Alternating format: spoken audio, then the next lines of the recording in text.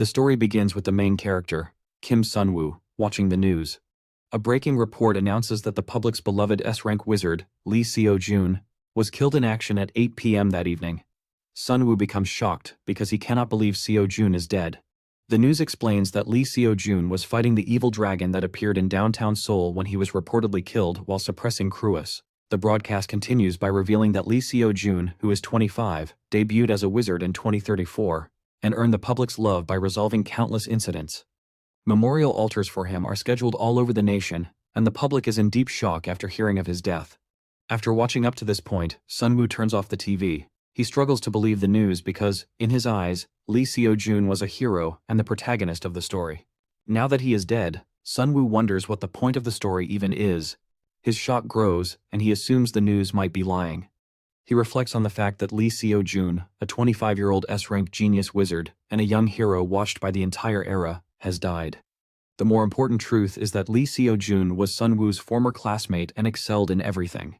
Sunwoo believes that the novel forming the basis of this world should have followed the original plot that led to a happy ending.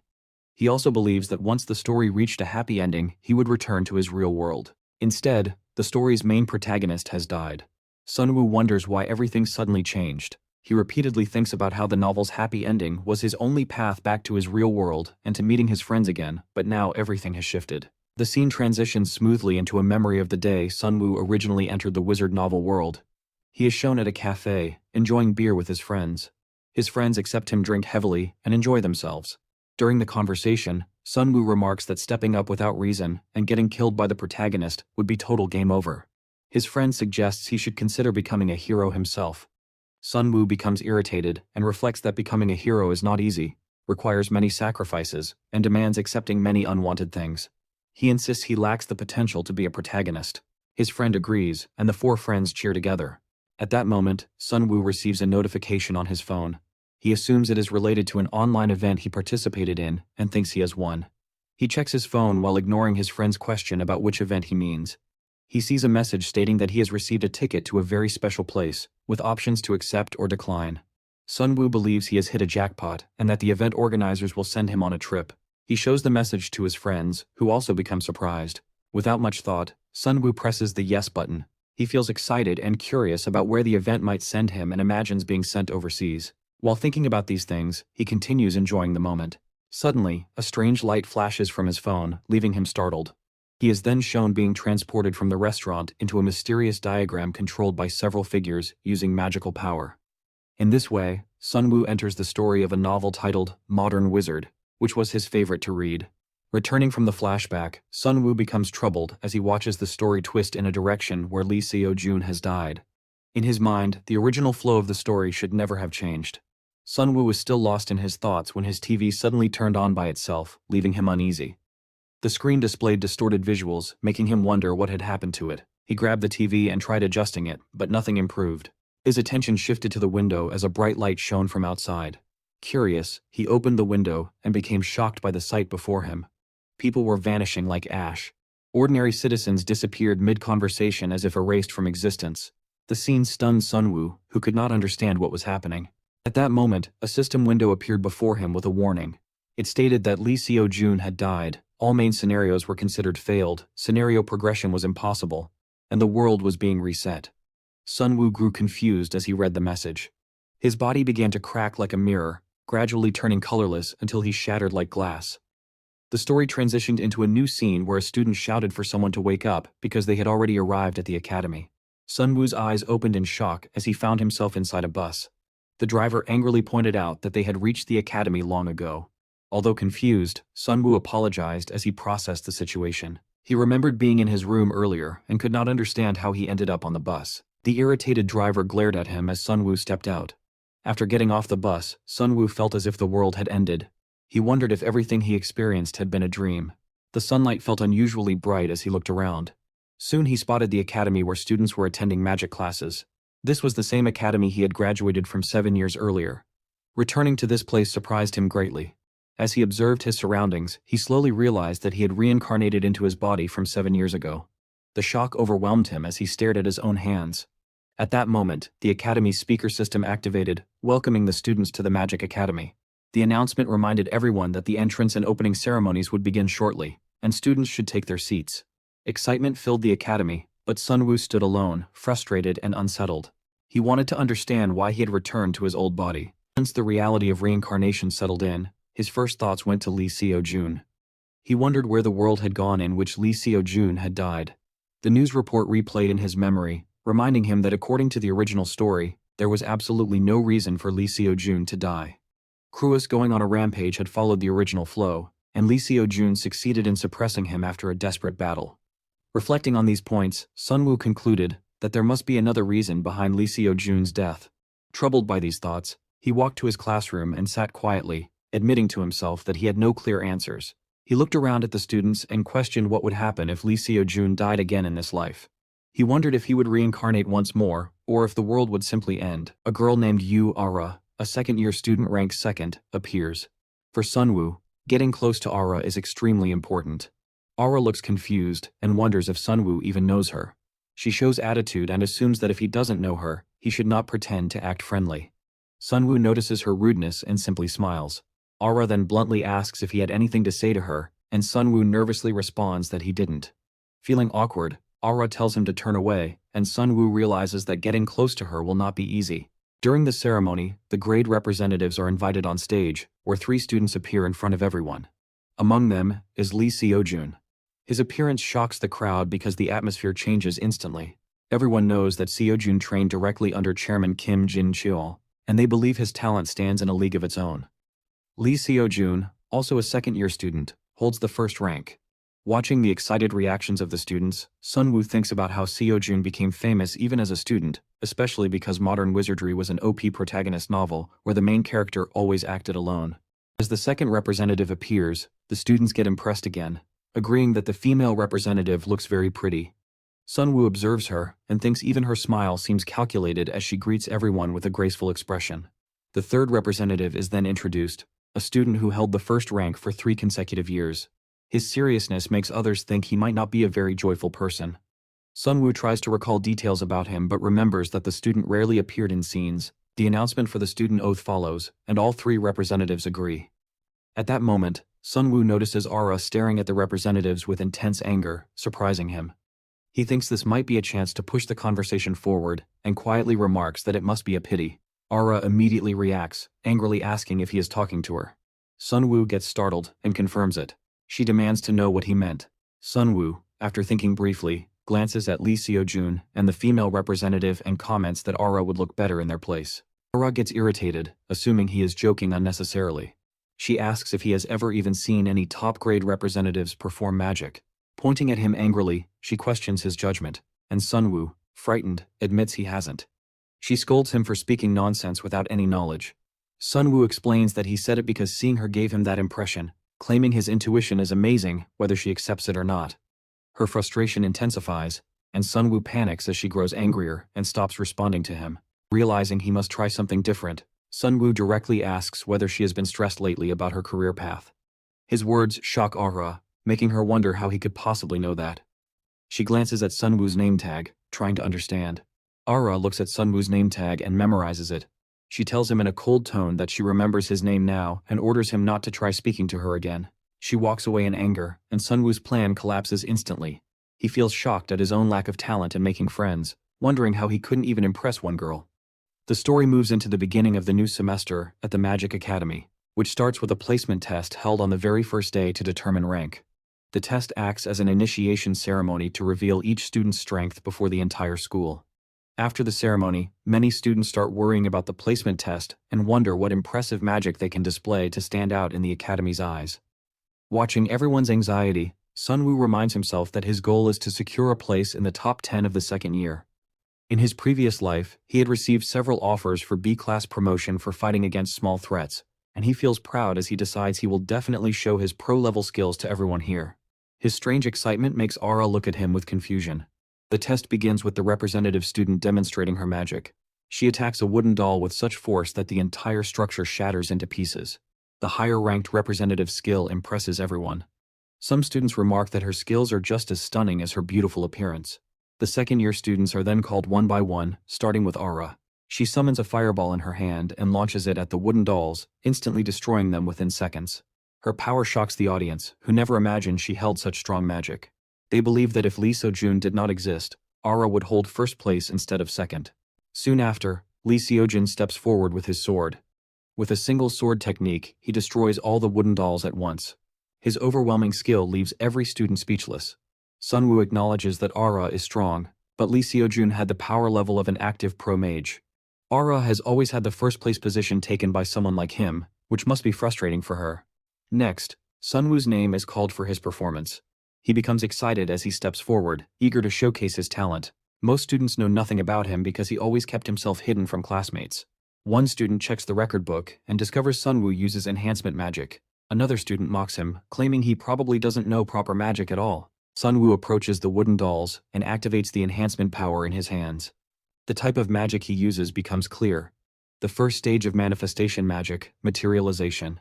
The advanced technique of compressing materialized mana for fine control in the next stage, emission, is known as compressed materialization. It is a technique used only by veteran mages. Even Ara and Lee Seo-jun become shocked at the magic power they sense from Sunwoo. Everyone wonders how a second-year student could use such high-level magic. Sunwoo then releases his power. What initially looked impressive fades quickly as the energy travels toward the wooden dolls. It disappears like bubbles before even reaching its target. The students, who were holding their breath to witness something incredible, burst into laughter. The entire class begins mocking Sunwoo. He stands frozen, stunned by what just happened. He had imagined creating an overwhelming aura in front of everyone, but everything collapses, embarrassing him completely. At that moment, a system window suddenly appears in front of him. More system windows begin appearing rapidly, stacking one after another. Sunwoo grows frustrated as he wonders why all of them are opening at the same time.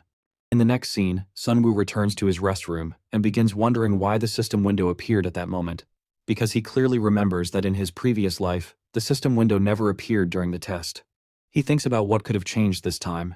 It is then revealed that during the test, he received a system message stating that outsider benefits had been unlocked, the main scenario had begun, the achievement life, round 2 had been completed, and he had earned 3,000 points as a reward.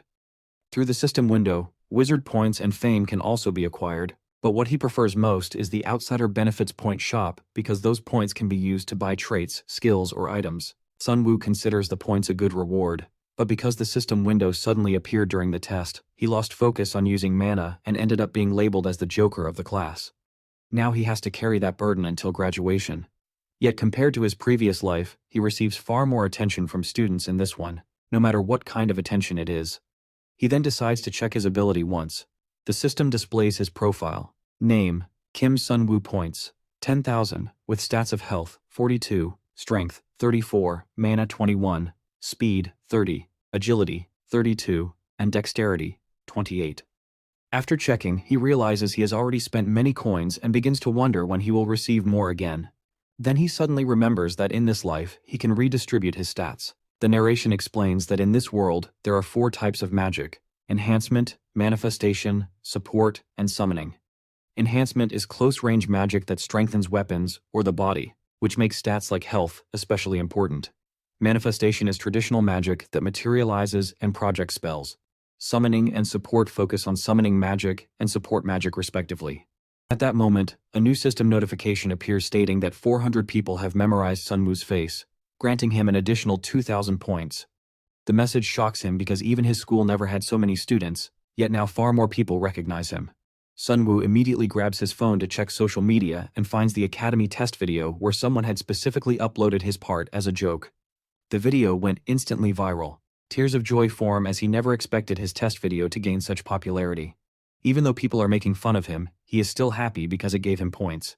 He begins thinking deeply, realizing that if he becomes even more popular, he can earn even more points. The scene shifts smoothly as Sunwoo enters the classroom the next day, acting completely normal. The entire class reacts with excitement because now every student recognizes him. One student points at him and approaches with enthusiasm, calling the previous day hilarious after everyone had laughed at Sunwoo's performance. More students gather around him. One asks how his mana suddenly failed during the test. Another accuses his family of bribing the academy to get him admitted. The yellow-haired student, Park In-won, makes this claim, and Sunwoo immediately recalls that this was the same guy who acted crazy in the early parts of the story. Sunwoo knows that encouraging behavior from someone like Inwon will only be harmful, so he decides to stay silent and keep his distance. He is still thinking about avoiding them when Inwon calls him again in a threatening tone and declares that Sunwoo's new name tag will be Troublemaker. Inwon orders that whenever he calls Sunwoo by that name, Sunwoo must immediately approach him. Otherwise, his school life will become extremely difficult. The threat shocks Sunwoo. At that moment, class representative Lee Seo-jun arrives and tells Inwon to stop. Seeing him, Inwon becomes slightly nervous. Seo-jun reminds him how many times he has warned Inwon not to bully students. Annoyed but holding back, Inwon mocks Seo-jun by referring to him as the genius everyone watches who always tries to act like a hero, insisting that ordinary students should simply follow along. His words begin to anger Seo-jun, but Inwon simply turns away and leaves with his followers. Sunwoo and Seo-jun watch them leave. Then Seo-jun asks if Sunwoo is alright. Sunwoo thanks him for protecting him from the bullies. Seo-jun recognizes Sunwoo from the viral video as well, and Sunwoo, feeling embarrassed, says he is fine with the video. He feels deeply ashamed and worries that if things continue this way, no one will ever take him seriously. He wonders how he is supposed to live such an embarrassing life. Seeing Sunwoo troubled, Seo-jun reassures him, saying that the malicious one is the person who spread the video, and he tries to comfort him before saying that's all and preparing to leave. Sunwoo quickly grabs Seo-jun's hand to stop him and asks to team up with him. With hopeful eyes, Sunwoo explains that for the first class of the semester, he wants to be on the same team. Seo-jun is surprised and asks why he specifically wants to team with him. Without overthinking it, Sunwoo smiles and tells him it will be good for him as well. Seo-jun begins to think deeply and after a long pause, responds that he cannot consider Sunwoo as a teammate. Hearing this, Sunwoo confidently states that he has 2 reasons why Seo-jun should team up with him. Seo-jun, surprised by Sunwoo's confidence, agrees to hear those reasons. Sunwoo presents the first reason, explaining that the second part of it begins with the fact that he is ranked last. Seo-jun bursts into laughter after hearing this and asks if that was really the reason. Sunwoo continues, explaining that the school holds a joint test where the top ranker is Seo-jun and the last ranker is Sunwoo. If the two pair together, Seo-jun will definitely win. Understanding the logic behind Sunwoo's explanation, Seo-jun acknowledges the point but finds the situation slightly risky. Sunwoo then gives the second reason, saying that Asura has already taken 2 lower-ranked students into her team.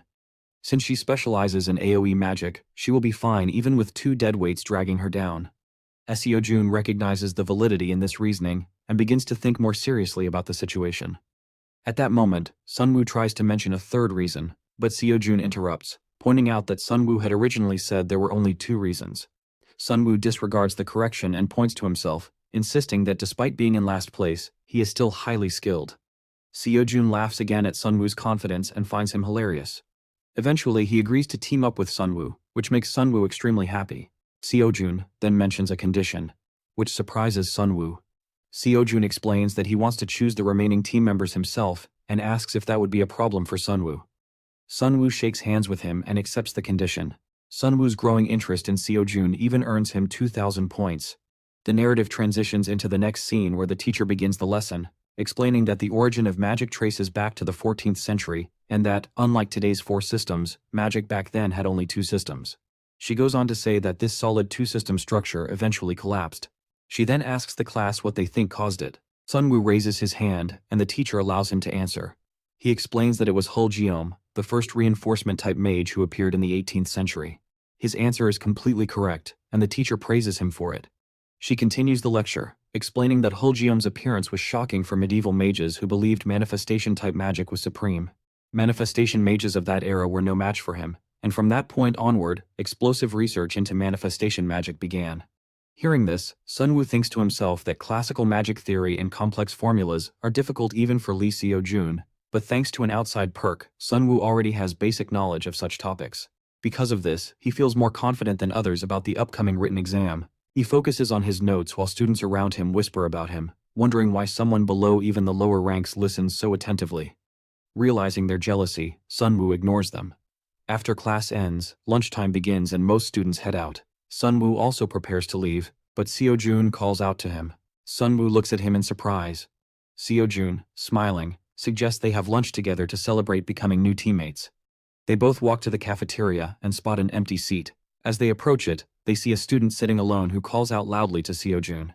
The student is Shin Young-jun, whom Sunwoo also recognizes. Seo-jun approaches Young-jun and the two greet each other with friendly smiles. Sunwoo remembers clearly that Youngjun is another main character and Seojun's closest best friend. Sunwoo continues thinking that since teaming up with top rankers gives low scores, it seems those top students have decided to split up this time.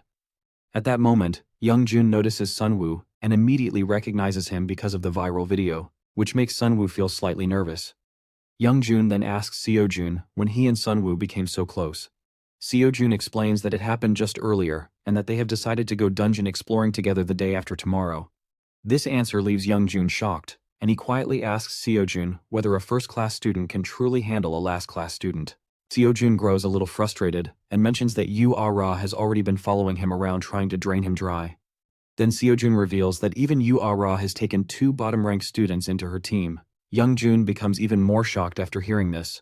Seojun ends the discussion by reminding them all to focus on eating. Since Youngjun is hungry, he agrees, and the group begins eating together. Nearby, a higher rank representation named Seo Yuna watches them. She wonders if this is the same boy whose video went viral on social media. She keeps observing Sunwoo and Seojun with surprise until her friend approaches and asks why she is staring like that. Yuna deflects the question by saying it is nothing, but in her mind she keeps wondering how someone of such a low rank like Sunwoo suddenly became so close to a high ranker like Seojun. Meanwhile, Seojun, Sunwoo, and Youngjun continue eating cheerfully with wide smiles. The scene transitions to a training room where several students are practicing, including Sunwoo. He considers training his manifestation power here and begins gathering energy in his hand. Once the power fully forms, taking a swirling shape similar to Naruto's Rasengan, he releases it toward a wooden target.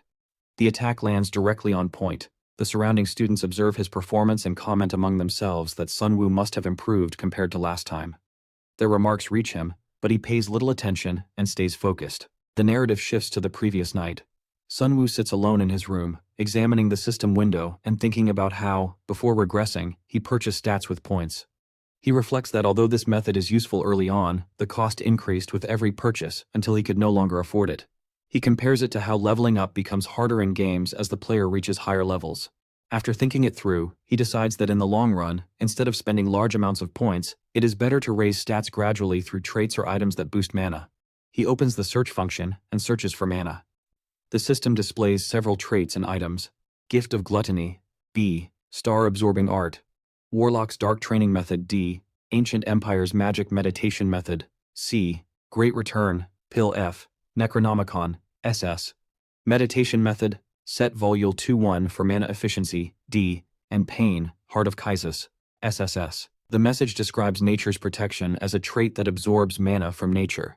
Its passive effects include Nature's Blessing, which grants additional mana when cultivating it, offering up to 150% extra mana depending on the surroundings, and Nature's Rest, which increases mana recovery speed by 50%. The active effect remains locked until proficiency increases. The price is 50,000 points. Sunwoo immediately recognizes that this is the one he needs. After reading these options, Sunwoo wonders where the specific trait from the middle of the novel is located. He searches again and finds it: Nature's Protection, A. He examines the effect again, focusing on the additional mana gained from the surrounding environment. He then checks his watch and reminds himself that the Returner's Watch, B, increases health and mana regeneration speed by 200%. He purchased these enhancements by selling Culinary Master A, which he inherited in this life.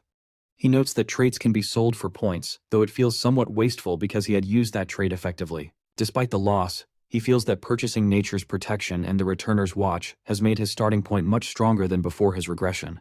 Believing that no one would want to contact him, he is surprised when notifications suddenly begin appearing on his phone. He pulls out the device and looks at the screen in disbelief.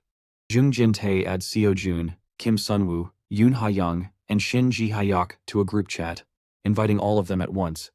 He tells everyone in the chat that they will all give their best performance at the academy. The others begin chatting as well.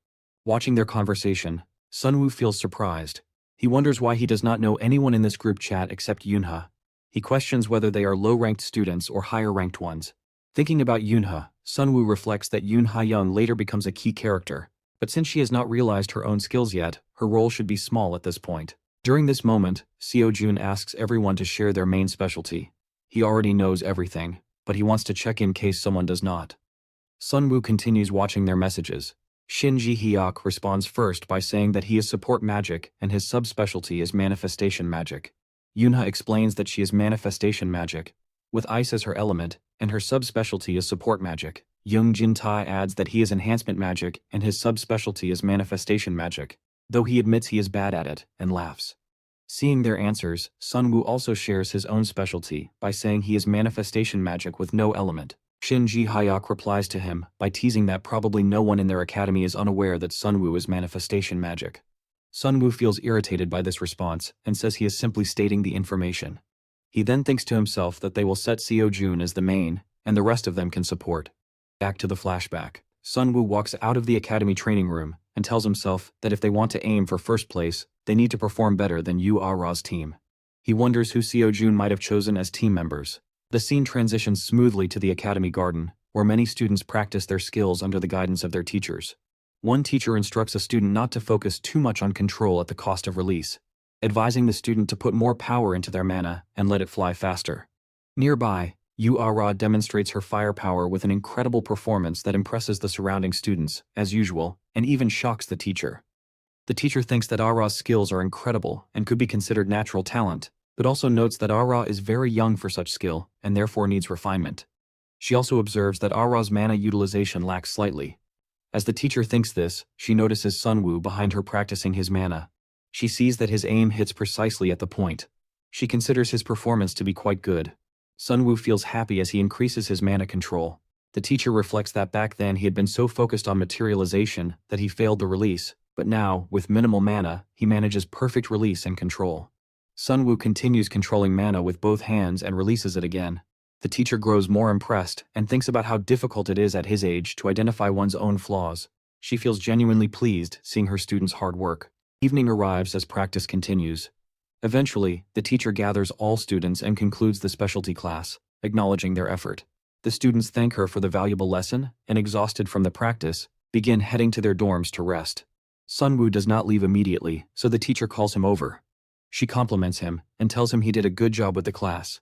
The teacher asks Sunwoo whether he has been continuing his training lately. Sunwoo responds with agreement and explains that he has been practicing during his free time. She then asks about his mana cultivation and whether he has been maintaining it regularly. Hearing this, Sunwoo realizes that the teacher has noticed his lack of mana capacity compared to his current skill level. He answers with a smile and assures her that he is keeping up with it. The teacher advises him that although he is good at everything else, his mana capacity is quite lacking. And since there is no trick to accumulating mana, consistent effort is required. Sunwoo accepts this and, with determination, tells her he will definitely work hard. The teacher hands him an item and tells him to take it, explaining that it helps with mana breathing and maintaining physical condition. Feeling slightly nervous, Sunwoo wonders whether it is appropriate to accept it. She places the item directly into his hand and tells him not to feel burdened, since it is only an F-rank practice item that did not cost much to make. Sunwoo thanks her and promises to use it.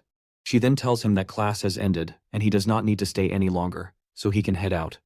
Sunwoo listens and walks away, observing the item in his hand as he leaves. While moving forward, he spots Yu Ah-ra standing ahead. She recognizes him and calls his name with clear irritation. Sunwoo, confused, wonders aloud whether it is fine for her to talk to him at this point. His reaction only angers her further. Yu Ah-ra confronts him after hearing that he is in Seo-jun's group. Sunwoo asks how she found out. Pointing at him, she claims that he is trying to take advantage of being around top-ranked Seo-jun. She states that it does not matter, because first place will belong only to her this time. With intense frustration, she tells him to get real and then turns away to leave. Her harsh attitude leaves Sunwoo troubled as he questions why she is so sensitive. The scene transitions into Thursday morning, the day of the teamwork test. All group members gather at the designated location, and Sunwoo runs to arrive on time. Seo-jun comments that it is the first time the entire group has assembled and encourages everyone to do their best for the first semester. Yoonha responds with excitement and motivates the team. The group that Young Jin-tae had formed earlier is revealed to be the same group chosen as Seo-jun's team members. Shin Ji-hyuk glances at Sunwoo and taps him lightly, pointing out that their team is unusual since they have both the first-ranked student and the last-ranked student together. This remark irritates Sunwoo, and he wonders whether Shin Ji-hyuk is being sarcastic or simply making an observation. Shin Ji-hyuk then questions Sunwoo directly, asking whether he can handle the test when he had failed to cast even a single spell during the last exam. Sunwoo realizes that the comment is definitely sarcastic. He chooses not to reply. Jung Jin-tae steps in to defend Sunwoo by reminding Shin Ji-hyuk that Seo-jun brought him and will know how to manage him. Hearing this, Sunwoo feels annoyed and thinks that Jung Jin-tae intends to rely on Seo Jun. His attention shifts to Yoon Ha-young, and he thinks about how her spotlight episode is still far in the future. Yoona asks Seo Jun whether he slept well, while Sunwoo wonders whether the team composition changed because of his presence. He worries that with such different members compared to the past, the upcoming test might not go smoothly. The group continues moving forward until they reach the dungeon gate. A teacher stationed at the entrance instructs them to wait and begins explaining the dungeon. The class will run in 2 sessions, morning and afternoon, and since it is the first day, they will explore only the first basement floor. He explains the grading criteria, starting with dungeon clear speed, where faster teams receive more bonus points. The second criterion is rank adjustment, where students earn more points if their teammates' ranks are lower than theirs. The final criterion is contribution, which applies through a special system in artificial dungeons that awards additional points based on individual effort. He emphasizes safety above all. The students answer in unison, expressing understanding. The teacher then begins sending teams into the dungeon according to their group assignments. Some students are excited, while others treat it like a simple trip. The scene shifts to the dungeon control tower, where teachers monitor the students on large screens. Mr. Jang, the teacher who explained the dungeon, arrives. Another teacher, enthusiastic about his arrival, says they had been waiting for him. The training group teacher joins in and mentions that they need to bet on which group will earn the highest score. Mr. Jang expresses slight concern, explaining that a proper bet requires choosing different teams, though he assumes everyone will choose Yu Ara's group anyway. The female teacher states that she has chosen Group 7 as well. Another teacher concludes that the bet is likely invalid for this class. The training ground teacher smiles and insists that the bet remains because she is betting on Group 3, the team led by Seo Jun. At the training ground, the instructor named Mrs. Lee listens as Teacher Jang comments to her that although both Seo Jun and Ah-ra formed teams with low-ranked kids to gain bonus points, the atmosphere around the two groups feels different. Mrs. Lee smiles at the remark, and Teacher Jang continues, explaining that Seo Jun's team members seem unstable and that Seo Jun alone has limits, considering he is an enhancement type. Mrs. Lee agrees while looking at the screen, acknowledging that enhancement magic is specialized for one-on-one combat, making it difficult to handle multiple enemies without team support. Teacher Jang then shifts the focus to Yu Ah-ra, noting that her specialization in AoE magic has allowed her to already reach the middle of the first floor. Mrs. Lee maintains her belief in the possibility of an upset from the lowest-ranked team and suggests they continue watching to see who wins their bet. Inside the dungeon, Seo Jun cuts down several beasts using his sword, and his group moves forward together. His skills impress the team members, and Jin-tae expresses admiration for Seo Jun's battle skills. Ji Hyuk agrees, noting that they reached half of the dungeon in such a short time purely because of Seo Jun. As they progress, Jin-tae asks about the first-floor boss. Ji Hyuk responds that it should be nothing more than a trash mob since it is only the first floor. Yoon-ha agrees and speculates that it might be something weak like a rat or a dog, though she adds that even a boss of that level might still be somewhat strong. She calls out to Sun Woo and asks for his opinion, and Sun Woo states that a giant wolf will appear. Ji Hyuk questions how Sun Woo knows this, and Sun Woo answers that he figured it out in his own way, internally recalling that he already experienced this test in a past life. Ji Hyuk dismisses him as a pathological liar, angering Sun Woo, who replies that Ji Hyuk can believe him or not. Ji Hyuk mocks him again, saying he of course does not believe him. Seeing the rising tension, Seo Jun steps in to stop the argument and urges everyone to keep moving, and Ji Hyuk reluctantly agrees. The group continues forward until Seo Jun asks everyone to stop. Ji Hyuk questions him, teasing that it seems even Seo Jun gets scared of some things, but Seo Jun ignores the remark and points out something on the ground. Yoon-ha becomes surprised when they notice a magic circle drawn on the floor. Seo Jun admits he does not know much about such magic circles. Jin-tae wonders why a magic circle is there and asks if it is dangerous. Ji Hyuk questions whether the examiners would give them something that dangerous. Sun Woo approaches the circle and begins examining it closely. Seo Jun warns him to be careful, but Sun Woo tells him not to worry and continues analyzing the pattern. After studying it, Sun Woo concludes that it is not very dangerous and identifies it as a simple barrier.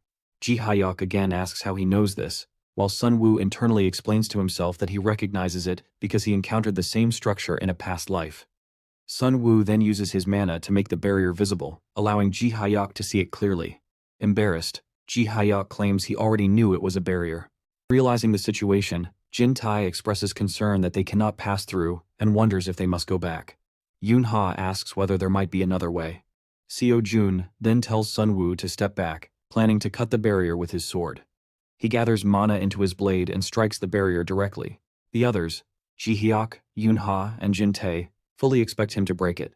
The barrier is cut, but the cut is too small and quickly begins to regenerate. Seo-jun considers trying again. Before he can, Ji-hyuk steps forward, declaring that it might be his turn to show his ability. He boasts about being a support-type wizard and claims he can help with this situation. He approaches the circle and places his hand on the barrier, attempting to use his power, but nothing happens. He makes an excuse that he may need some time to open it. Sunwoo grabs his hand and stops him, stating that he can break the barrier himself. The declaration surprises Ji-hyuk. Sunwoo places both hands on the barrier circle, and a system window appears, announcing that the unique trait Outsider's Benefit has activated. Sunwoo begins interpreting the magic formula, and scattered letters appear across the system window. Each part displays a single word: Korea, Magic, Academy, Artificial, Dungeon, First, Floor, Barrier, Magic, Circle, Difficulty, Low, First, Floor, Boss, Giant, Wolf. As he touches the letters, he internally concludes that he has roughly figured out the meaning of Korea Magic Academy. His touch causes the separated words to rearrange themselves into a single clear sentence: Korea Magic Academy Artificial Dungeon, First Floor Barrier, Magic Circle. Difficulty: Low, First Floor Boss, Giant Wolf. After the message stabilizes, Sunwoo places his hands on the circle again, causing the barrier to gradually fade away. He smiles at the achievement and announces his success to the team. Jin-tae, Seo-jun, and Ji-hyuk react with visible shock as they witness Sunwoo solve the puzzle. A system window then informs Sunwoo that the character Lee Seo-jun feels surprise toward him. Another notification follows, stating that Lee Seo-jun's interest in him has increased. A final update reveals that Seo-jun's interest level towards Sunwoo has reached level 1, awarding Sunwoo 5,000 points. Sunwoo never expected to gain Seo-jun's interest this way and becomes genuinely surprised. At that moment, the first floor boss, a giant wolf, appears and charges at the group upon spotting them. Jin-tae panics, recognizing that the beast is exactly as Sunwoo predicted. Ji-hyuk also reacts in shock. As the wolf rushes forward, Seo-jun already stands prepared with his sword, and the moment it gets close, he slices the creature into pieces with ease. Yoon-ha becomes impressed by his effortless takedown and considers his ability to hunt a boss mob as casually as a normal one. Seo-jun feels delighted by the acknowledgement. Soon after, the group discovers the exit gate and leaves the examination zone. Their instructor praises them and announces that they achieved second place for week 1. Seo-jun, surprised, asks about the first place, and the teacher explains that Group 7 cleared the test 30 minutes earlier. Seeing Yu-ara's team at the top excites Seo-jun. As Jin-tae checks the information on his phone, he becomes shocked that all the students are calling Yu-ara a monster because she cleared the test in 4 hours and 11 minutes. Ji-hyuk noticed that their team only 2 minutes apart from third place. Seo-jun shows no disappointment. Instead, he places a hand on Sunwoo's shoulder, smiling as he credits their second-place finish entirely to Sunwoo and expresses gratitude. Sunwoo blushes and replies that thanks are unnecessary because everyone worked hard. Seo-jun insists that without Sunwoo clearing the barrier, they would have remained stuck and never reached the end in time. He blames himself for not performing well enough to secure first place. Yoon-ha immediately disagrees, explaining that they reached this point because Seo-jun was with them. Sunwoo supports the statement, reminding everyone that it is only the first floor of week 1 and that nothing is over yet. Jin-tae joins in, motivated by the idea that they simply need to turn the tables. At that moment, the teacher in charge of support magic approaches and calls for Sunwoo. He becomes startled when he recognizes her. The instructor speaks seriously and tells him she has come with a proposal. Sunwoo wonders what kind of proposal it might be, and the teacher gently takes his hand before presenting it. She urges the student Kim Sunwoo to transfer to the support department immediately. Sunwoo becomes shocked by the sudden request but responds firmly that he does not want to. Sunwoo's immediate refusal leaves the teacher shocked. She expresses disbelief that he rejected her offer without hearing the conditions and urges him to listen first. She explains that she intends to offer him a 50 million won scholarship because of his special talent and asks if he still wishes to reject it. Sunwoo's answer remains unchanged, and he refuses again. The teacher becomes disappointed and walks away. Ji-hyuk reacts by questioning Sunwoo's sanity and wonders who would reject such a jackpot. Jin-tae adds that Sunwoo is weak in manifestation magic, and anyone else in his place would never refuse such an opportunity. Seo-jun agrees with them. At that moment, Yu-ara arrives and asks Sunwoo if he truly does not want to transfer. She explains that special talents receive many benefits beyond the scholarship.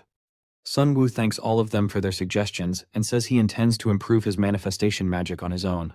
Ra becomes surprised by his determination. The scene transition to one of the class representatives, Seo Yoon, walking alone through the academy. Her attention shifts when she spots Sun Woo doing cleaning work. She greets him, and Sun Woo becomes startled to see her. She mistakenly calls him Senior Kim Shinwook, and he corrects her, stating that his name is Kim Sun Woo. She apologizes and pronounces his name correctly, before asking if he is on cleaning duty.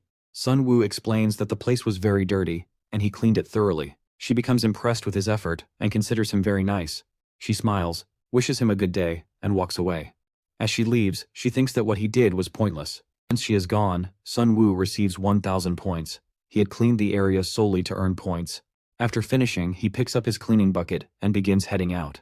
Teacher Jang secretly watching him in a distance. He is very happy to see Sun Woo caring so much about the academy.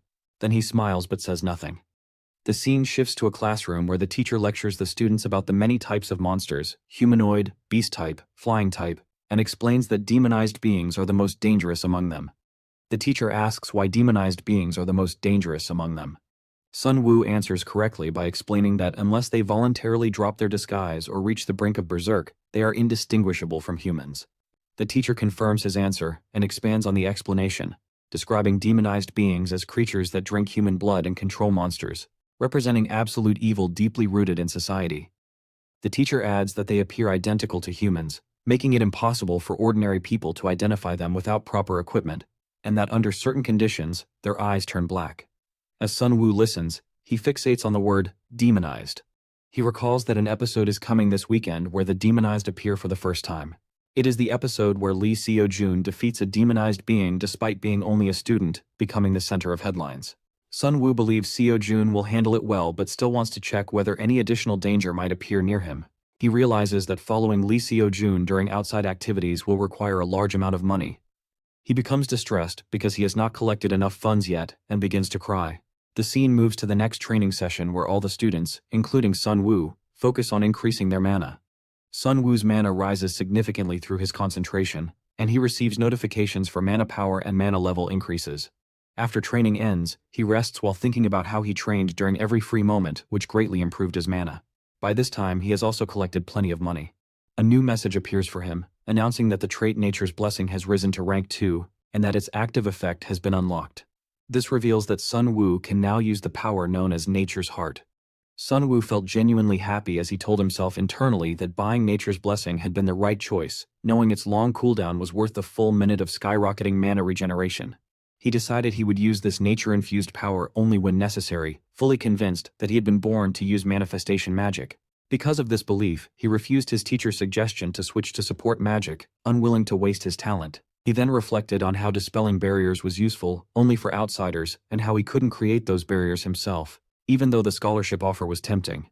When he checked his balance and found only 30,801 left, frustration hit him as he realized that being a student basically meant being broke. While getting up, he began thinking about ways to earn as much money as possible in a short time.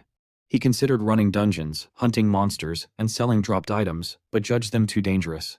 He also thought about climbing towers, knowing he could handle low-tier ones, but recognized that students were not allowed to do such work without a license. His mind kept turning restlessly, searching for a better idea, until a sudden realization struck him. The scene shifted to nighttime. Teacher Jang begins speaking to the other teachers, explaining that he saw an admirable student earlier that day. He then identifies the student as Kim Sunwoo from the second-year class. Hearing Sunwoo's name draws the attention of Teacher Lee and the in-charge teacher, who focus closely on what Teacher Jang is saying. Teacher Jang continues, describing how he saw Sunwoo cleaning in the morning. Another teacher adds praise, noting that Sunwoo always participates in various activities and maintains complete focus during class lectures. This teacher emphasizes that Sunwoo truly is a wonderful student. Feeling proud, Teacher Lee remarks that her students should always be exceptional like this. Teacher Lee lightly poked the in-charge teacher, hinting that some teachers tried to lure students with false praise. But Teacher Lee was certain that Sunwoo would never fall for such tactics. Hearing this, the in-charge teacher grew increasingly angry. A deep sense of humiliation began to rise within her. She added that it was refreshing to see such a diligent and pleasant student these days, and the other teachers felt genuinely pleased. Meanwhile, Sunwoo, after completing his research, discovered a new method to earn money. The discovery left him excited enough to call himself a genius. Because the teachers were impressed with him, he suddenly received 2,000 points, which made him even happier. Through the system window, he entered the point shop and activated the search function, eventually purchasing an item worth 10,000 points. After acquiring it, he became energized with determination, ready to extract every drop of value from it while earning money and recovering all the resources he had invested. The surrounding students were left surprised by how intensely he spoke to himself. Gradually, the narrative shifted to Saturday morning, revealing a massive building where Sunwoo arrived in a completely changed appearance, disguising himself as someone older. At the entrance, a guard asked for his license. Sunwoo handed it over, revealing an ID where his name had been changed to Jinwoo. His original photo remained intact, his age had been altered to 25 years old, and his grade marked as C. The guard examined the license carefully and scanned it with his machine, causing Sunwoo to feel a wave of nervousness. The license passed the scan successfully, and approval followed. The guard welcomed him into the building with a polite greeting, and Sunwoo, relieved that he had not been caught so quickly, happily retrieved the license. It became clear that this was the same license Sunwoo had purchased for 10,000 points, described by the system window as a wizard license that could be issued instantly for that price. After buying it, Sunwoo had reminded himself that wizard licenses in this world were special, built with a unique magical formula that made them impossible to forge. With his color-changing glasses completing his disguise, he considered it perfect. Checking the time on his watch, he planned how quickly he needed to clear the tower before heading toward the Han River. He knew that Lee Seo-jun would fight the mine at 9:30, and with that thought, he stepped into the tower. The tower system welcomed him to the Tower of Proof and addressed him by name. Ahead of him, a large circular diagram appeared, and the system informed him that he could currently enter up to the 27th floor. Sunwoo stepped into the circle, and the system asked which floor he wished to visit. He chose the 10th floor, and the system notified him that the 10th floor had already been cleared and that re-clearing it would yield reduced rewards. Sunwoo accepted this without concern because his objective was different. Information about the tower followed. Portals served as convenient ways to move between tower floors. Many types of towers existed in the world, each with varying monster strength and trap difficulty. The Tower of Proof, known from the original side story, was notoriously difficult, forcing many guilds to avoid challenging it. Sunwoo reached the 10th floor through the lift. A wolf-type monster appeared immediately and attacked upon seeing him. Using his power, he struck back confidently, already aware that the monsters here were relatively weak. Right after defeating the creature, a notification appeared indicating that the achievement First Hunt had been unlocked, granting him 1,000 points. At the same time, he reflected on how the tower was filled with traps and high-level magical formulas scattered everywhere. With a smile, he acknowledged that this tower was essentially tailored for him. Having enough time to clear it, he moved ahead steadily. The scene gradually shifted to the Han River, where a large crowd had gathered. Yongjun and Seo-jun were present among them. Yongjun enjoyed the lively atmosphere, while Seo-jun noted that it was festival season, yet the area was still crowded. Yongjun insisted that they should take a picture together since they had come to such a beautiful place. Seo-jun hesitated, but Yongjun, acting friendly, reminded him that they had not created a single memory together yet. Seo-jun reluctantly agreed, and they turned on the selfie camera to capture a photo. Meanwhile, Sunwoo continued defeating beasts inside the tower with his magic. After finishing one of them, he obtained a magic gem, which pleased him greatly. Holding the gem, he felt satisfied that the license's cost had already been recovered. He then approached the wall and searched carefully until he found an invisible switch, which he pressed. Light spread across the wall instantly, and a new notification appeared announcing the achievement Barrier Breaker Expert unlocked, earning him 2,000 points. Sunwoo opened the hidden door completely, prompting the tower system to announce that he had entered the hidden floor of the Tower of Proof, known as the Imaginal World. The tower sensed his presence, and the mana of mystery began to swell. Walking inside, Sunwoo saw a female statue. Another system message appeared, revealing that he had unlocked the achievement Explorer of Mysteries, which rewarded him with 5,000 points.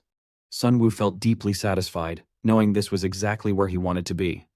At that moment, the statue began speaking, addressing those who climbed the Tower of Proof, surprising Sunwoo with its sudden voice. The statue then called him by name and asked if he could prove it. A burst of intense light followed, making it difficult for Sunwoo to see anything. From within the flowers, several insect-like monsters emerged, laughing as they stepped out. Seeing them left Sunwoo astonished, as he had not expected flower fairies in this place. He quickly recognized them as C-rank monsters that were not very dangerous, and he knew he could defeat them easily. The monsters smiled at him and moved forward to attack. Sunwoo understood well that these creatures attacked humans like lunatics the moment they saw them. He responded by unleashing mana attacks one after another, defeating as many monsters as possible. Soon the monsters grew confused, unable to understand why Sunwoo no longer appeared to be attacking. Sunwoo had already seated himself onto a magical circle nearby. He reasoned that killing the flying monsters would not clear the floor and would not prove his uniqueness. Because of the magic circle, a notification appeared, announcing the activation of his innate trait called Outsider's Benefit, which began interpreting the magical formula. As before, numerous mysterious words appeared across the system window. The magic statue repeated its call for him to prove it. Sunwoo studied the floating words carefully. With a confident smile, he accepted the challenge, determined to prove himself if that was what the statue demanded. He decided he would solve the difficult formula using the uniqueness he possessed as an outsider in this world. With his magic and intellect working together, he unlocked the state recognized by the Tower of Proof, earning 10,000 points. The barrier holding the flying monsters cleared completely, leaving the space empty. In place of one statue, two now stood before him. The tower system declared that the Tower of Proof was bestowing a blessing upon him. Clearing the tower rewarded him with an enchanting book, the soul of a red dragon, a sacred herb seed, and 5 sacred herbs. His mana increased by 20%, and his magic power rose by 10%. Sunwoo felt thrilled with the successful clearing of the tower. The tower system congratulated him for clearing the hidden floor known as the Imaginal World. The scene shifted back to the Han River, where Youngjun was excitedly watching the fireworks while Seojun focused on his phone. Seojun inspected their selfie closely and showed it to Youngjun. In the photo, a strange man appeared walking behind them. Youngjun wondered who the man could be. They zoomed in on the picture and reacted with shock as the man's eyes were completely absent. Youngjun questioned how someone with no visible eyes could even exist. Meanwhile, that same man was shown stumbling in a terrible state near the Tower of Truth, something Sunwoo also noticed from the window. The time had reached 9:30 p.m. Sunwoo saw the man but paid little attention, more concerned that Seojun had not yet arrived as expected. The strange man walked into an empty area, his mouth wide open and his eyes glowing a disturbing red as he moved deeper into the darkness. Sunwoo grows restless while waiting for Seojun and begins to worry. He thinks about Seojun being the main hero of this story and fears that if he keeps doing Seojun's part of the job as well, Seojun's existence will fade, which he cannot allow. At that moment, he notices a strange man standing in a bizarre posture while another passerby approaches him out of concern. As the man behaves oddly, a red aura begins to pour out from his body, glowing like fresh blood. Sunwoo watches this in shock. Blood drips onto the ground. The passerby suddenly bleeds from his nose and mouth as the strange monster thrusts its hand into the man's abdomen with immense speed and lifts him upward, its arm piercing through the man's stomach. The monster then flicks its arm and throws the body away, causing the man to fall violently and die instantly. The monster tears its clothes apart to reveal its muscles and lets out a terrifying scream. A girl standing nearby catches the monster's attention. Panic spreads through the crowd as people shout for help. Sunwoo readies his reward spear, realizing there is no time to hesitate. He abandons thoughts about the story and focuses on saving the person in front of him. Meanwhile, Seojun and Youngjun approach Jong Hyun-soo, an agent from the Wizard Association's counter-terrorism special force. They show him a photo of the strange demon. Hyun-soo immediately recognizes the figure in the picture as a demon without any doubt. He asks whether they took the photo only a short while ago, and they confirm. Hyun-soo declares that this situation is a disaster, especially because the festival has packed the area with people and because demons grow stronger with the blood they consume. Seojun and Youngjun grow anxious. Suddenly, they sense mana from a distance. Seojun realizes it is a mana explosion. Hyun-soo immediately heads toward the location. Back at the scene, the public trembles as they witness the demon. They notice a boy standing behind it and question who he is. The demon stands right in front of the terrified girl as she begs for help. It prepares another attack, but a table suddenly crashes against it. The distraction gives the girl a chance to escape, and she runs away. Sunwoo feels relieved to see her safe. The demon, however, chases after her, causing even more panic among the public and increasing Sunwoo's worry. Sunwoo realizes the demon is at least rank B and that a frontal assault means certain death. He decides to gather all his mana and strike the demon's weak point. As he focuses, he channels mana into his hands and fires at the demon's head, creating an explosive blast. Worried about whether it worked, he watches as the demon slowly turns toward him. Half of its face and head are burned, but it regenerates instantly. Anger rises in Sunwoo as he realizes his power is still not strong enough to destroy its brain. The demon abandons the girl and advances toward him. Sunwoo attempts to flee, but the demon jumps closer.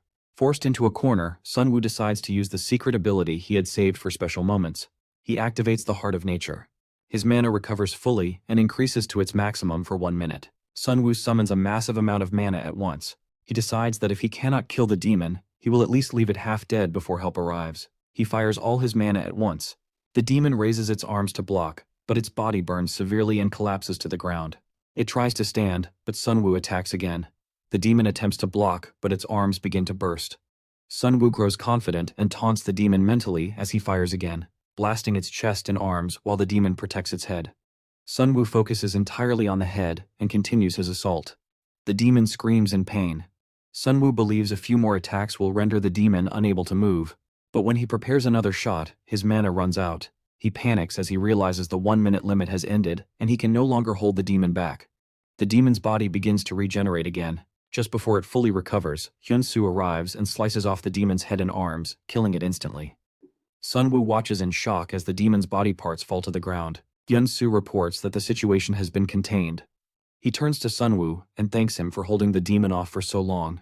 He introduces himself as a special force agent. Sunwoo responds respectfully. Hyunsoo asks for Sunwoo's license to verify his identity for reward purposes. After seeing the license, he is surprised because he expected Sunwoo to be at least rank B to hold off a rank B demon for that long. Hearing the explosion, Youngjun and Seojun arrive. Their appearance makes Sunwoo nervous because they know his identity. He becomes irritated, thinking they arrived only to watch the show when they could have come earlier. Seojun recognizes something familiar about Sunwoo despite the disguise. While Sunwoo talks with Hyunsoo, Seojun approaches him directly and asks whether he knows a boy named Kim Sunwoo. Sunwoo freezes in panic at the question. Seojun begins describing Sunwoo, explaining that he studies at the Magic Academy. Youngjun also questions Sunwoo, asking if he is related to someone named Sunwoo. Sunwoo responds by stating that he is hearing this name for the first time.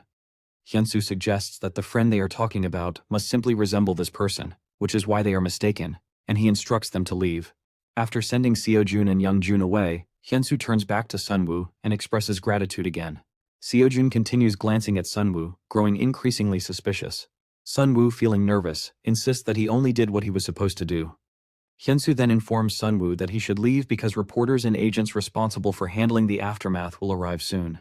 Sunwoo thanks Hyunsoo for saving his life. A system window appears, stating that he has participated in the subjugation of the B-rank villain, Jang Han. The message shocks him. He begins to think that the current situation has deviated greatly from the original story. A second system message follows, declaring that a minor change in the story has been detected. Sunwoo receives 5,300 points as a reward. The system then displays that causality has increased by 0.2 points. Sunwoo is surprised to see causality increase and begins to wonder if these changes occurred because of his interference. Another message appears, explaining causality. It states that causality is acquired upon resolving key events in the main story, that the amount gained depends on the magnitude of changes made, and that authority can be activated by consuming causality. Sunwoo recalls how, in the previous timeline, Seojun died because he did not intervene, and he realizes that he can truly save him in this timeline. A new message informs him that gaining causality can allow him to obtain whatever he desires. Hope rises in his mind as he considers the possibility of returning to his real world. He decides that from now on he will make no mistakes and no hesitations. He resolves to give everything he has to save Seojun so he can gain more causality. He decides to interfere again. Soon after, he receives 15 million won as payment for fighting the demon. The large amount of money makes him extremely happy. He realizes that he cannot return to his dorm with the spear because someone might see it and cause trouble. He decides to spend some of the reward money on a hotel room and rest for the day. He heads to a Star Wizard exclusive hotel called Hotel Hansung. As he enters, he thinks about the Hansung Group being a world-class corporation that holds strength, power, and wealth, and he recalls that they also played a significant role in the original story. While he prepares to book a room, he notices the staff formally greeting a guest. The man is Han Seijin, the vice chairman of the Hansung Group and the top candidate for succession. Seijin is informed that his sister has agreed to have dinner with him. He notes that he has not met her in a long time and will meet her on this occasion. Sunwoo hears the sister's name, Han Se-yeon, and remembers that she was also a character in the story. The scene shifts as Sunwoo enters his hotel room. He places his rewards on the table and examines them. He considers the spear too conspicuous and thinks that selling it will be necessary. He expects the enchantment scroll to be useful later. He recalls Han Se-yeon and decides that he will take the spear to her. He chooses to rest for the night and visit her the next day.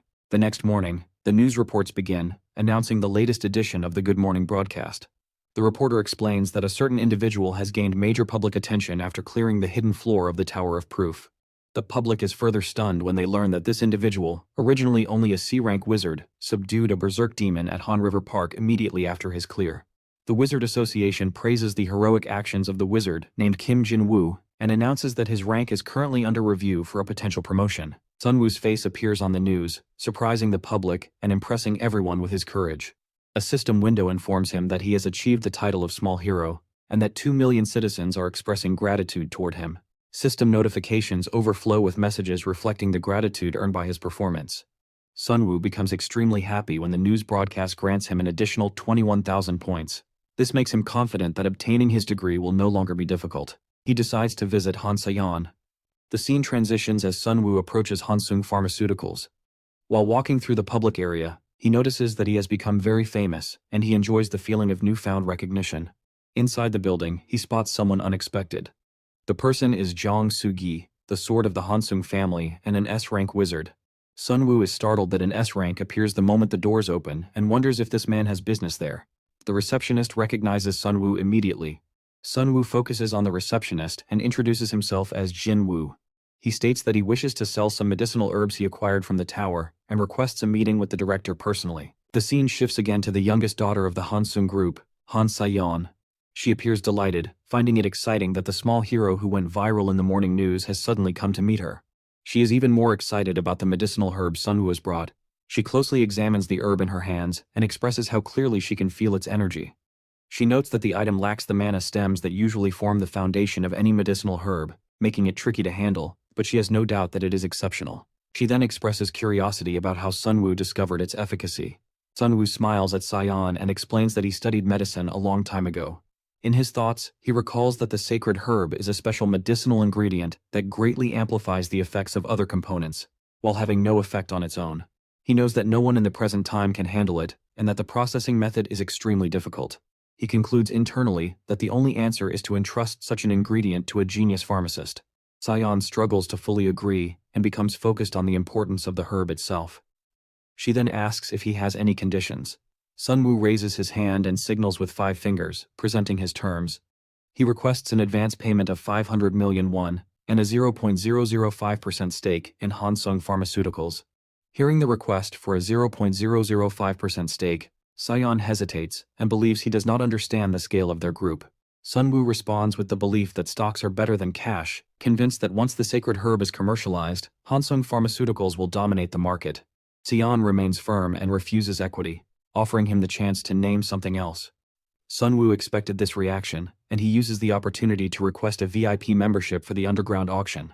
He adds that he wants to commission potion crafting and item procurement, clarifying that he will pay for those services. Sayeon begins to think about his conditions and mentally processes the implications. She wonders if he is essentially asking her to become his errand runner. Sunwoo answers by telling her that he will later reveal a weakness of her brother. The mention of her brother immediately changes Sayeon's expression. Sunwoo continues, pointing directly to the heart of the matter, and confronts her ambition by stating that she wants to seize control of the Hansung group. Shocked, Sayeon rises from her chair. Sunwoo explains that in her pursuit of this goal she is even willing to overlook the possibility of her family breaking apart. The scene closes on this heavy moment. The narrative shifts to another location, where a person watches the news report about Sunwoo's battle with the demon. A man with black eyes mourns the fallen demon by quietly speaking its name. Another individual sits beside him, reacting with surprise and stating that they certainly could have stopped the incident if they had intervened earlier while the demon was in a berserk state. A third person sits nearby as well. Baekang, the man with black eyes, becomes overwhelmed with anger over the demon's death. He slams a glass onto the ground and expresses certainty that they could have saved him. The man beside him tries to calm him and reminds him that there was an order from their superior. He explains that helping a comrade who went berserk in the middle of a human crowd would only endanger them. Baekang's anger intensifies as he questions how much longer they must continue living in the shadows. His eyes glow with a bloody red color. Filled with rage, he declares his intent to kill Sunwoo, whom he only knows as Jinwoo, blaming him for the death of a friend he considered a brother. The other man questions Baekang's certainty, pointing out that Sunwoo seems close to Baekang's client. Baekang affirms his resolve and asks if the man truly understands who his client is. He reveals that his client is the kind of monster who would cut down their own family with a smile. Meanwhile, the scene moves smoothly to Han Sejin, who arrives to meet his sister. Sayeon gestures with her hand and calls him over, greeting him warmly after some time apart. The next scene shows Sayeon and her brother Sejin sitting together in a car. Sejin expresses that meeting her after so long feels good, and he checks if the company work has been manageable. Sayeon responds with visible frustration, stating that the work is difficult and dealing with people has become mentally exhausting. She feels completely worn out. Sejin then comments that their father had been hasty. Since Sejin was very young, their father handed the company shares to Sion, and Sejin has been handling the real workload since then. He tells her that if she feels overburdened, she can hand over all responsibilities to him, and in return, once he becomes chairman, he will appoint her as vice chairman. Hearing this makes Sion shocked and inwardly furious at her brother. The story then shifts smoothly towards Sunwoo, who saves Han Sion's number in his phone. He had created a secondary account to hide his true identity. Feeling satisfied, he thinks meeting Han Sion was the right decision, especially since she even sold the spear for him. While drinking, he thanks her in his mind because he feels mentally refreshed. He thinks about Han Sion's intelligence, believing she must possess strong analytical ability. If she discovers that the information he knows could be useful, she will be willing to do anything to learn it. At that moment, he receives a notification from Han Sion. She requests 1 month to complete his tasks and assures him she will handle everything. She also transfers the agreed amount of money immediately and tells him to ask if he needs anything else. A system notification appears, informing Sunwoo that Han Sion has begun trusting him, granting him a reward of 1,000 points. She has proven faster than he expected, and he feels pleased. He requests potion crafting from her and also an entrance ticket to the underground arena. Han Sion replies that she will contact him as soon as these items are ready, finalizing their deal. Sunwoo plans to extend the deal later. He thinks ahead, realizing that under the name Kim Jin-woo, other demons will surely target him, just like the revenge arcs in many novels. He decides to use the search function, and the system window displays trade options: Killing Intent Sense, A, Sixth Sense Release, and God's Eye, Us. Sunwoo selects Killing Intent Sense. Its description states that it senses killing intent directed at him, with a passive effect and a maximum range of 500 meters. The price is 50,000 points. The cost irritates him because it feels unreasonable, but he still purchases it, valuing his life. A few days later, the scene transitions to Han Sion delivering the potion Sunwoo requested. She explains that it was crafted using a divine herb and warns that its side effects are amplified just as much as its effects. Sunwoo examines the potion as the system window identifies it as Amplified Mana Elixir, B. Its description notes that mana recovery speed increases by 500% for 5 minutes, after which the user falls into mana exhaustion for 30 minutes. Sunwoo asks if the potion is in good condition. Sion observes him with suspicion because a skilled wizard seeking such a potion seems unusual. Sunwoo stores the potion in his bag while she silently questions who he really is and how he knew about her and her brother. She tells him that she investigated the weakness he mentioned about her brother, and it turned out to be completely true. She had been shocked to learn this. She reflects that her brother always had a shady side, but discovering that he killed someone and even had traces of contact with someone suspected to be a demon was far more disturbing. She asks how he found out. In his mind, Sunwoo answers that Han Sejin is a person driven by greed, someone who collaborates with a demon and eventually becomes a blackened villain. He wonders how he could ever explain this truth to anyone.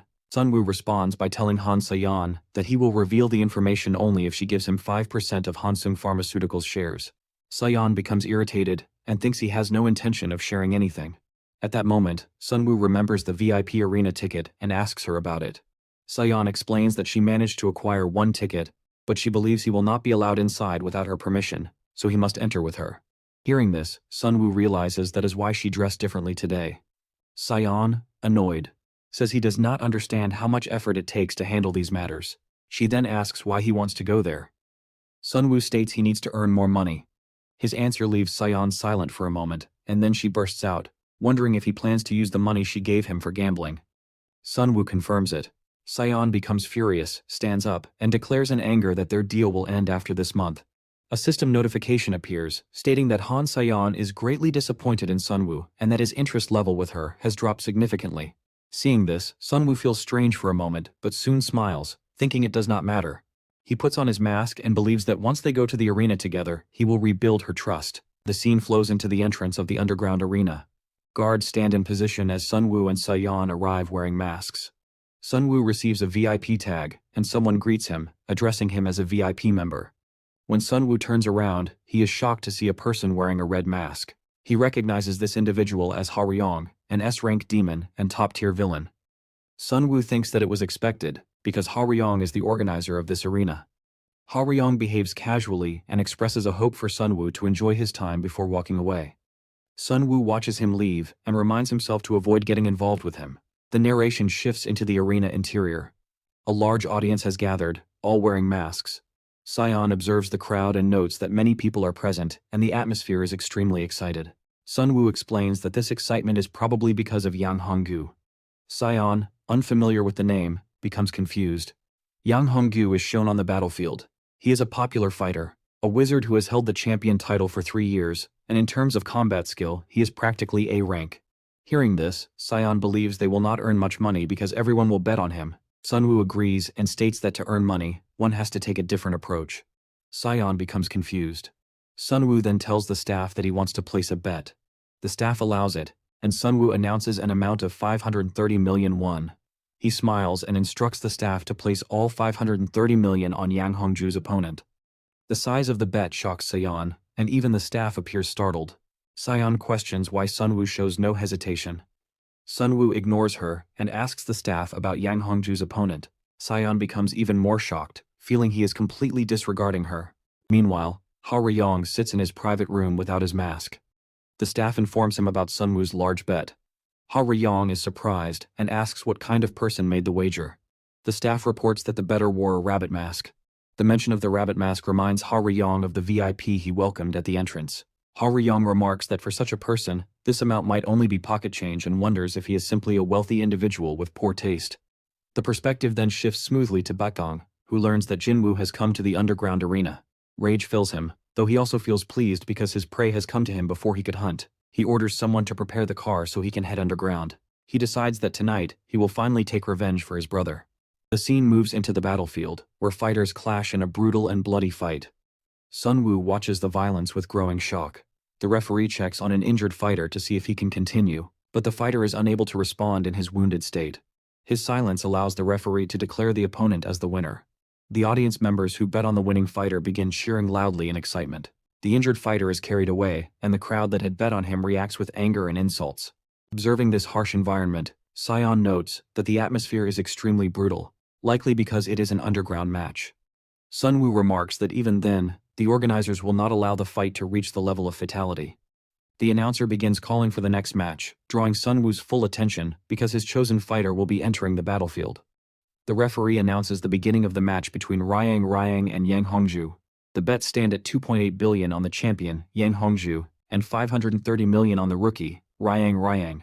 Hearing this, Sunwoo smiles inwardly, fully aware that the audience prefers safe bets to avoid losing their money. As a result, everyone places their hopes on Yang Hongju, believing his chances of winning are far higher. Sunwoo overhears the surrounding crowd mocking him. People laugh and call him foolish for placing such a massive bet on Ryang. Another person jokes that if the rabbit-masked gambler loses, he will be left with nothing, wondering how such fools even appear here. Sunwoo listens without reacting. He thinks it makes no difference to him. If everything goes according to plan, these same people will eventually cry in regret. The fighters are then summoned to the battlefield. Yang Hongju enters the ring first. Ryang follows shortly after. Seeing him, Sion feels disappointed because Ryang appears extremely thin compared to Yang Hongju's build. She questions Sunwoo's choice in betting on him. Sunwoo admits he did not expect Ryang to be this skinny. In his mind, he reminds himself that he did not come here solely to earn money. The villain group, John, which holds major importance in the main story, includes Ryang as a future member. Sunwoo wanted to witness Ryang's fighting ability firsthand, which is why he came. The audience continues laughing at Sunwoo, believing the rabbit-masked man who bet 530 million on Ryang will certainly lose after seeing the clear physical difference between the two fighters. Hearing all the mockery, Sunwoo reassures himself. He believes there is nothing to worry about because the story has already established the truth. Ryang has never been defeated in the underground arena. The scene then focuses on Ryang and Yang Hongju facing each other on the battlefield. Yang Hongju prepares confidently for the fight and mocks Ryang in his mind, finding it unbelievable that he must fight someone from such a low level. He tells himself he will finish the match within moments. Yang Hongju rushed forward and immediately charged to attack Ryang. Ryang quickly shifted to the side and dodged Yang Hongju's punch. He was surprised by the force of that punch, but before he could react, Yang Hongju launched a second punch. This time Ryang failed to dodge, and the punch slammed into his stomach, sending him crashing into a wall. Ryang dropped to the ground and remained sitting there. The audience assumed the battle was already over, and that Ryang had been defeated.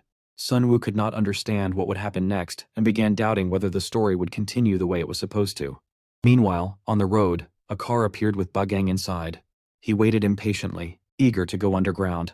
He thought to himself that he desperately wanted to enter, but if he ruined Haryong's event, Haryong would never forgive him. The scene then returned to the battlefield. Ryang, after taking that heavy punch, lay badly injured on the ground. The entire audience shouted Yang Hongju's name and cheered for him. Yang Hongju believed he had already won. Sunwoo was shocked and wondered if Yang Hongju had truly emerged victorious. Even Yang Hongju, overjoyed, felt certain of his win, but the referee had not announced any result yet. Suddenly, a large needle shot directly into Yang Hongju's chest, causing heavy bleeding. Yang Hongju realized the needle came from Ryang. Despite receiving such a powerful punch, Ryang had stood back up and struck him without warning, leaving Yang Hongju stunned. Filled with rage, Yang Hongju pulled the needle from his chest and charged toward Ryang to punch him again. However, Ryang held many more needles. He fired all of them at Yang Hongju. Each needle contained Ryang's poison mana, and one by one, they pierced Yang Hongju's body. Heavy bleeding followed, and he collapsed on the ground. The audience fell completely silent as they witnessed the ending of the fight. Yang Hongju lay motionless and could not get up. The crowd was shocked and needed time to process what had just happened. Even Sion froze after watching Yang Hongju lose. Then the audience members who had bet on Yang Hongju began shouting at Ryang, calling him a cowardly piece of trash. To them, Ryang had cheated by using needles, but defeat was still defeat, and as regret hit them, they blamed Ryang for everything. Watching their anger, Sunwoo told Sion that his work here was done and that he was leaving. He hurried toward the exit gate. Sion was surprised to see him running like that. She tried to stop him and asked him to leave together. At that moment, Haryong arrived, having observed everything. He muttered that the coincidence was too convenient. In his mind, he believed Ryang only won because Yang Hongju let his guard down. But suspicion began forming inside him toward the rabbit mask boy. Betting such a large amount must have had some intention behind it. He immediately called his assistant and ordered them to bring him the information of whoever had bet on Ryang and won today. The scene shifted to Sunwoo and Sion traveling together in a car. Sion, impressed, asked Sunwoo how he knew Ryang would win. Sunwoo simply smiled and replied that it was just a hunch. Sion grew irritated because he refused to tell her anything, but Sunwoo did not answer and only kept smiling. He then happily checked his phone and celebrated winning the jackpot. His bank balance had reached 3 billion. A system message appeared, confirming that he had won today's bet. Another message appeared stating he had regained Han Se-yeon's trust, but it also mentioned that Han Se-yeon had become even more curious about him and that her interest level had increased. Sunwoo realized that in today's jackpot he had achieved a lot. Because people's interest in him had grown, he earned 7,000 points in a single day, recovering everything he had spent on his abilities. He felt truly delighted with his achievements, but his joy suddenly disappeared. He was shocked when he sensed killing intent coming from the road. A car behind them began following their vehicle closely. Sunwoo sensed sudden killing intent rising from the middle of the road. He remembered the demon he had fought and realized that revenge would eventually lead someone to chase him. He had not expected it to happen this quickly. Seeing Sunwoo become anxious, Sion asked what was wrong. Sunwoo requested a favor from her, though the narration did not reveal what the favor was. The two of them turned away from the crowded roads and stopped in a deserted, empty area. Behind them, Baekang's car continued to follow. When he saw their car heading in a different direction, Baekang's driver asked what they should do next. Baekang ordered him to stop the car, declaring that he would kill Sunwoo right there. Sunwoo stood alone on the open ground with a potion in his hand. Baekang hid behind a tree and watched him. Seeing Sunwoo alone made Baekang think about Han Se-yeon. He began doubting whether Sunwoo had truly killed his brother, because Sunwoo's body did not look trained and the energy coming from him felt extremely weak. Sunwoo drank the potion. After finishing it, he threw the empty test tube onto the ground.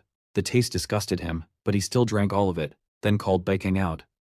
After consuming the mana elixir, a system window appeared stating that Sunwoo's mana recovery speed increased by 500% for 10 minutes, and when it ended he would suffer mana affliction for 30 minutes. Sunwoo faced Baekang and said he had known for a long time he was being followed. Baekang sensed Sunwoo's power suddenly rising, though it did not bother him much. He stepped out, impressed that Sunwoo had detected him. Baekang infused mana into his hand and produced massive iron needles, then fired them at Sunwoo. Sunwoo responded by activating mana in his own hand and shooting it upward, causing their attacks to collide in mid-air. Baekang smiled because he had launched 2 more massive needles from different angles. Both were about to strike Sunwoo, who panicked for a moment. A loud blast erupted in the distance. Sion, sitting in her car, saw the explosion and thought to herself that the fight had begun. The narration briefly returned to the earlier moment when Sayan had asked Sunwoo what was wrong. Sunwoo had told her he felt someone following their car. Hearing this, Sayan had panicked and asked if it was a rival company of the Hansung group. Sunwoo had agreed that it seemed likely. He had taken out an elixir potion from his bag and asked Sayan to take him somewhere without people so he could capture the pursuer quickly. Sayan had asked if he would be able to fight that person. Sunwoo had replied that it would not be easy because the enemy's mana was far above B rank. Sayan had grown more anxious and asked if he really intended to fight face-to-face. Sunwoo had confirmed that he would, which was why he needed her help. Sayan had agreed and said she trusted his skills, convinced he would return safely. The story returned to the present where Sunwoo had already dodged the two massive needles. He felt relieved and thought to himself that it was nothing, because he had been a reinforcement type in his first year. The two needles crashed into the ground and exploded in the distance. Baekhyun laughed and mocked his constant dodging, then fired more massive needles. Sunwoo noticed the attacks had become faster and dodged again, causing Baekhyun to grow increasingly angry. Sunwoo realized he had only 2 minutes left before the elixir's effect ended and decided he had to finish the fight quickly. He activated Heart of the Wild, gathering a large amount of mana that would give him full power and speed for 1 minute. Baekhyun was shocked by Sunwoo's sudden rise in strength. Sunwoo sprinted toward him at full speed. Baekhyun responded by firing another massive needle. Sunwoo understood the danger but forced himself to dodge and push forward. His perfect movements enraged Baekhyun even more. Baekhyun grabbed one of his needles in his hand and prepared for close combat. Sunwoo gathered mana in his hand and fired it directly at Baekhyun, striking him in the stomach. Baekhyun could not endure the impact and dropped his weapon. Sunwoo knew one attack was not enough, so he repeatedly fired mana shots at him. Baekhyun tried to block them with his arms and covered his head. Seeing this, Sunwoo became frustrated because he could not target Baekhyun's head. He suddenly realized what he needed to do. He rushed forward, grabbed Baekhyun by the neck, lifted him into the air, and released mana directly into him. Baekhyun screamed in pain. Sunwoo believed the battle might finally be over. But during the mana release, he suddenly realized the 10 minutes had ended. His mana power disappeared completely, leaving him unable to use mana for 30 minutes. He dropped Baekhyun and grew angry at how quickly the time had passed. Baekhyun's damaged body began regenerating. He formed another massive needle and laughed at Sunwoo while preparing to kill him. However, a flash of light surged from the center of Baekhyun's body. Someone had sliced him from behind with a sword, cutting his body cleanly into 2 pieces and killing him instantly. Sunwoo stared in shock. He recognized the character immediately and felt overjoyed. The newcomer was Jang Sugi, an S-rank wizard and the sword of the Hansung family. The next scene begins exactly where the previous one ended, with Jang Sugi cutting Baekhyun into 2 pieces and killing him instantly. Sunwoo felt relieved and excited to see him arrive at the perfect moment. It was revealed that Jang Sugi was one of the strongest characters in the original novel. He had once cut down an A-rank demon with a single slash, proving just how powerful he was. Jang Sugi glared at Baekhyun's corpse with anger, declaring his outrage that a low-life demon had even considered touching the youngest daughter of the Hansong family. At that moment, Sayan ran toward Sunwoo, calling out to him. She checked anxiously to see whether he was hurt or injured. Sunwoo told her he was completely fine, unharmed, and able to walk on his own. He believed he survived only because Sayan had helped him at the right time. Sayan smiled and agreed, saying even though her own life had been in danger, she had still called the strongest guy she could find. A system window appeared, confirming the demon had been killed. Along with that, small story changes increased the causality rate by 0.6. Because Sayan now fully trusted Sunwoo, he received 1,000 points. The improvement made him extremely happy. Jang Sugi then asked Sayan if she intended to report this to the chairman, reminding her that a demon attack was not a small matter. Sunwoo suggested that she should avoid telling the chairman. He reasoned that if people discovered someone from the Hansung group had been attacked by a demon, it would create total chaos. Sunwoo also thought to himself that there was no need to disrupt the original story more than necessary. Sayan considered the situation and concluded that hiding the incident would be best, since revealing it would only complicate things. She decided they would keep it a secret and asked Jang Sugi to do the same. Jang Sugi agreed. The scene ended there. The story then moved forward 3 days. Sunwoo was lying comfortably in his dorm, scrolling through his phone. On the night of the attack, Sayan had promised to bring him whatever information he needed as thanks for saving her from Baekhyun. Sunwoo wondered what information he should ask from her. He then recalled that he wanted to know when the Shinsongcho potion would finally launch. He had invested every one he had into Hansung Pharma stock just for that day. He checked the stock increase on his phone. The screen showed 8:59 a.m., and he noted that only 1 minute remained. When the time hit 9 a.m., the stock prices soared instantly. Sunwoo earned a huge profit and found himself surrounded by money. He became emotional as he remembered his previous life. Before he came back in time, he had hunted in dungeons his entire life and still could not afford a house. It had been impossible back then, and now he found himself surprised at how easily money could be earned. The feeling was strange. A message notification appeared. It was from Han Sayan, inviting him to join her for lunch because she had prepared a gift for him. The mention of a gift surprised Sunwoo. The next scene shifted to the cafe where they planned to meet. Sunwoo saw Sayan arrive very quickly. She told him it was an old habit of hers. Sunwoo mentioned that Hansung Pharma stock had gone crazy that day, and he had made a ton thanks to her. Sayan asked him how much money he had earned. Sunwoo revealed that he earned 3 billion in a single day, and Siyan reacted with clear excitement. He said it was all possible because of director Siyan. He then asked about the gift she mentioned earlier. Siyan showed him a paper and explained that she had found out which demon attacked him. She revealed Bekeng's name and stated that he used to be a famous assassin when he pretended to be human. She added that she had discovered the person Bekeng worked for, and it was none other than her brother Han Sejin. Sunwoo thought to himself that he already knew Han Sejin was involved with demons, but Bekeng being connected to him was a completely new character for him. After hearing the information, he said it was great news. He then turned back to the gift and asked about it again. Siyan became slightly annoyed and remarked that he was still so cold, even though they had literally saved each other's lives. She placed a box on the table and said that this was the real gift, and that they should keep helping each other from now on. She added that she was going to be extremely busy soon, so she took this opportunity to meet him today. Sunwoo picked up the box and wondered what it could be. Siyan continued by saying that now that she knew Sejin had joined forces with Bekeng to attack Sunwoo, her debt to him was now fully repaid.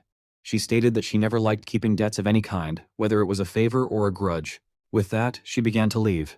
Watching her go, Sunwoo thought to himself that Siyan misunderstood the situation, because Han Sejin being the mastermind behind Bekeng was not true.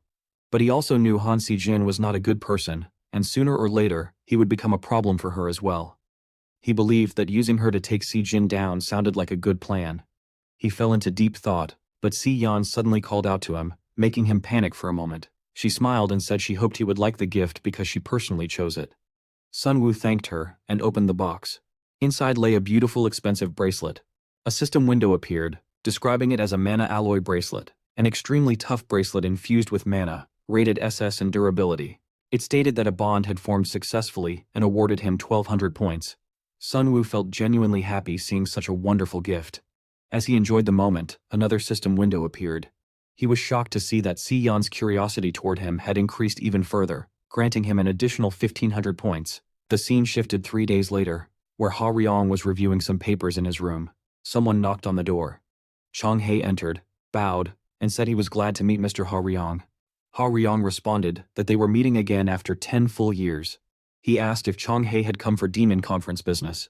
Chong-hae confirmed it, but then lowered his head and asked if Ha Ryong had ever heard the name Kim Jin-woo. Chong-hae explained that he had something important to ask. He said Ha Ryong had probably heard that his friends Jung Han and Bagang were killed recently. Both cases appeared to be connected to a single human mage. Before dying, Bagang had been tracking a man who visited this arena not long ago. After explaining the situation, he repeated his question and asked Mr. Ha Ryong again if he had ever heard the name Kim Jin-woo.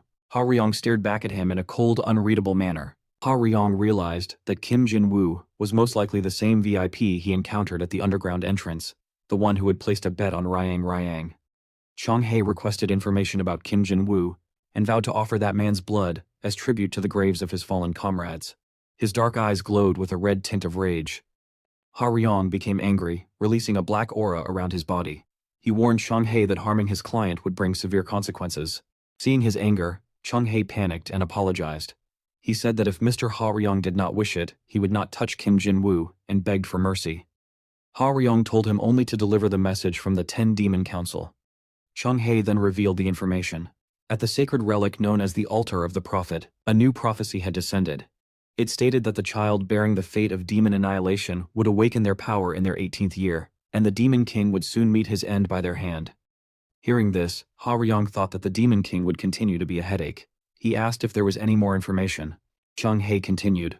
According to the Altar of the Prophet, the location of the Prophet's child, who turned 18 this year, was none other than the Magic Academy. His eyes then returned to normal. The scene transitioned to the academy, where Sunwoo was resting in his dorm. He looked at the bracelet Si-yeon had given him and the scroll beside it. He decided that he would put the Kim Jin-woo identity on hold for now, otherwise Ha Ryong would not take long to track him down. He had no time to get tangled up with Ha Ryong at the moment. Sunwoo wore the bracelet and used his mana to lift the scroll into the air without touching it. He decided to finish the important task at hand first.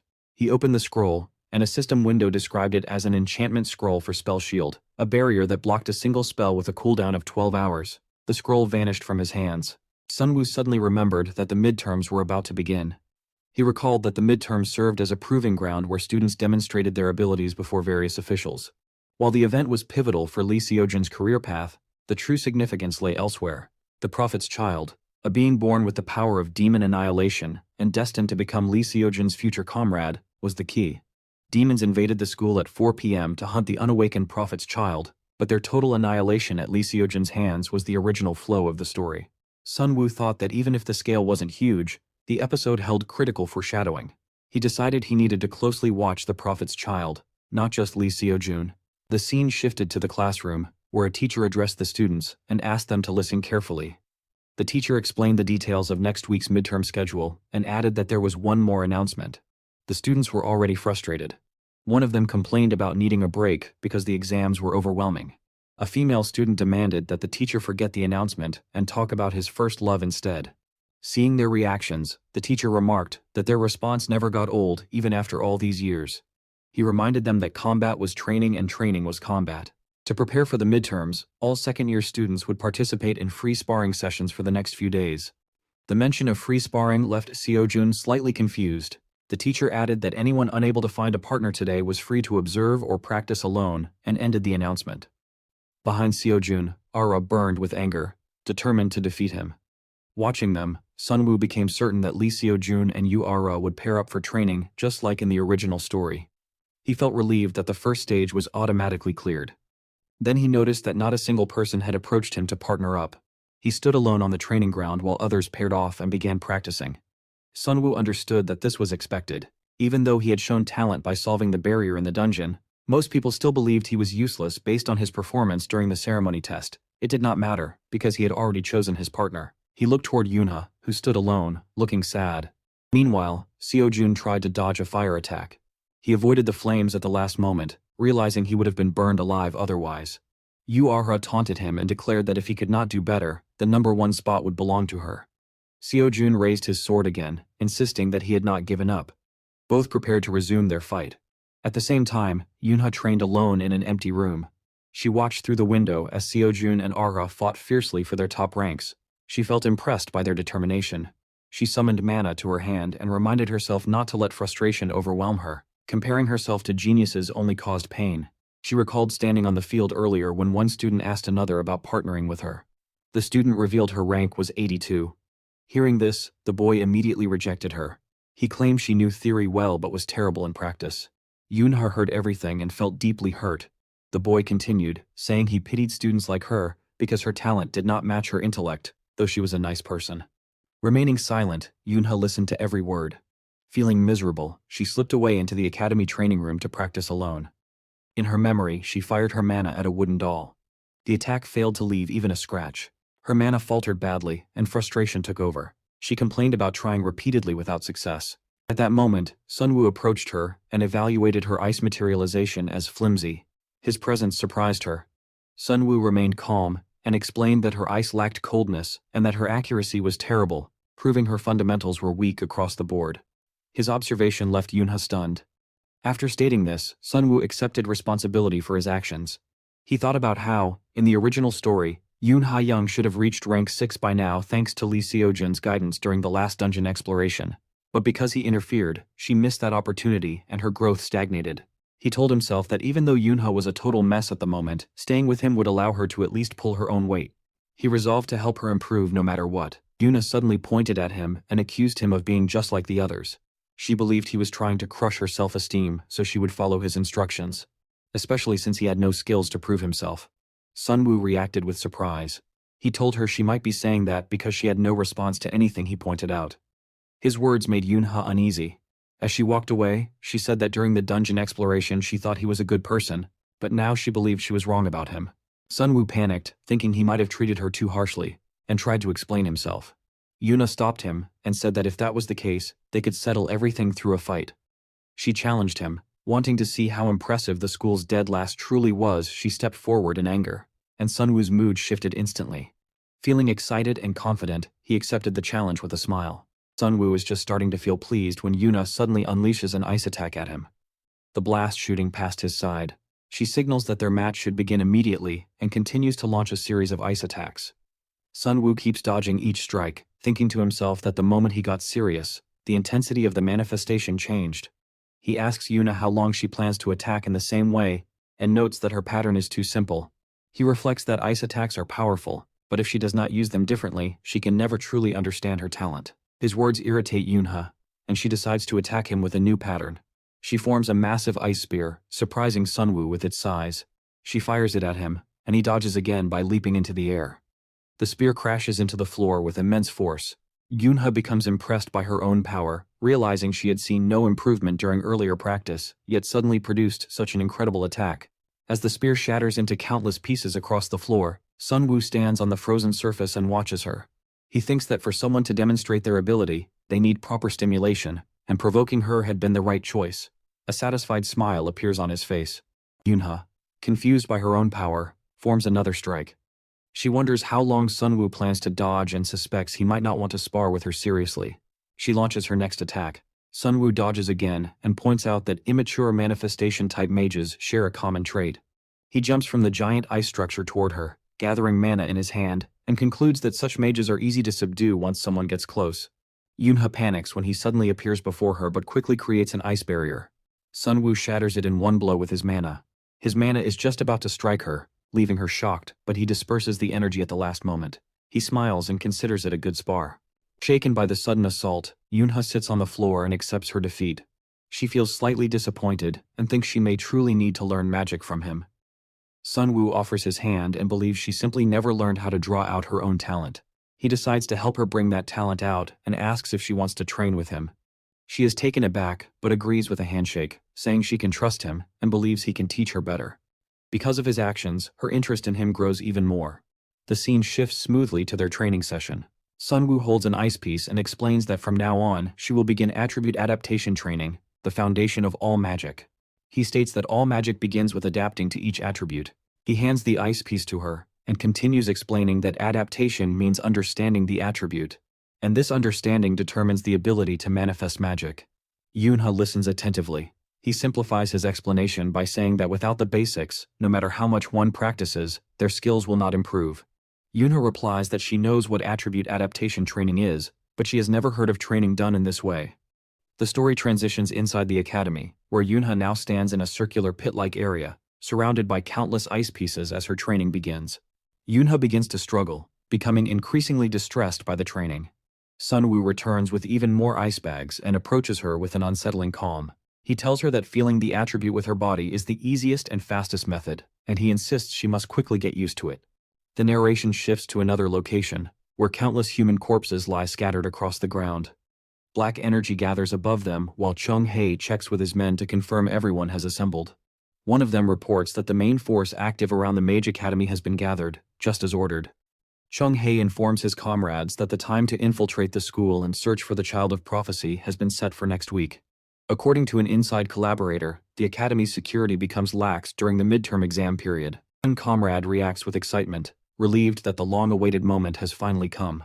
A female comrade named Yang Hayan, however, expresses concern and asks about Chung-hae's plan to request help from Ha Ryung.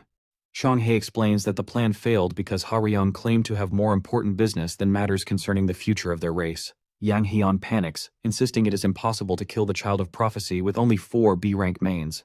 Another comrade mocks her, questioning why she needs help just to kill a single brat. Yang Hayan snaps back, calling him foolish, and argues that lax security does not mean the academy will be unprotected. On that day, scouts from various guilds will swarm the school, and she doubts anyone can handle all that alone. The comrade has no answer, leaving a tense silence.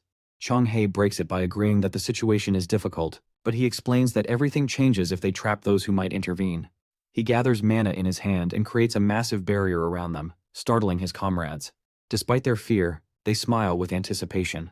Chung-hae declares that they may run wild to their heart's content because he will be with them, and he orders them to kill the child of prophecy. The narration returns to the academy grounds as evening approaches.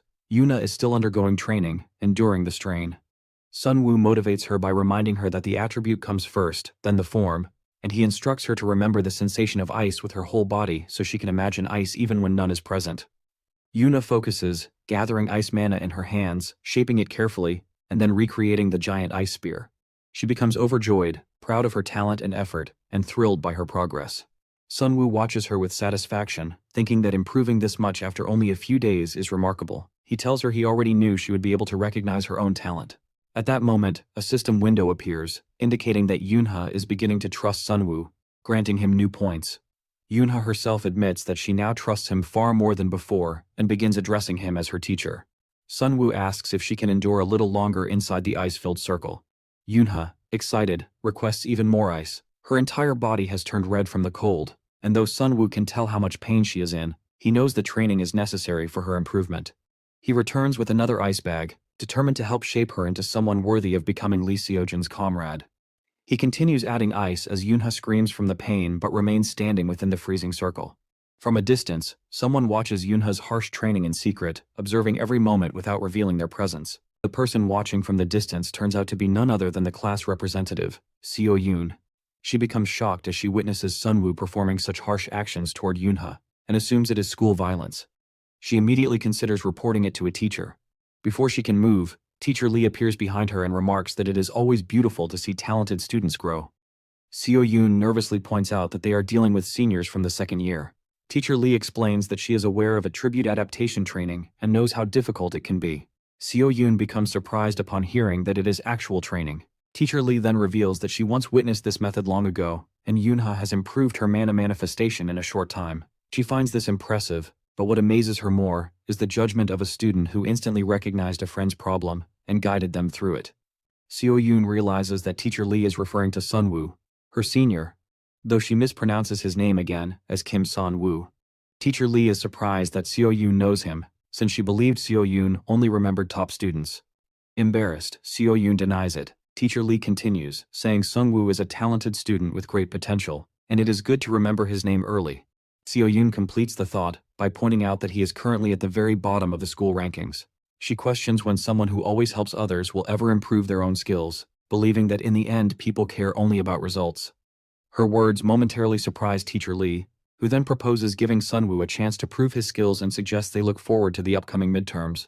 Meanwhile, Sunwoo looks at his system window and declares himself doomed. A message appears announcing a special discount on an extra-dimensional pocket capable of holding up to 30 kilograms, available for a limited time of 5 days. Sunwoo thinks that the item is extremely valuable and useful in both battle and daily life, and he feels lucky that it is available at a special discount. However, the 5-day discount price is 20,000 points, while he only has 8,500. He breaks down in frustration, wondering why such a discount appears when he does not have the money. He tells himself he needs 11,500 points in 5 days and needs a reliable way to gather points quickly. As he struggles to think of a solution, he receives a message from Teacher Lee, summoning him to her office after class.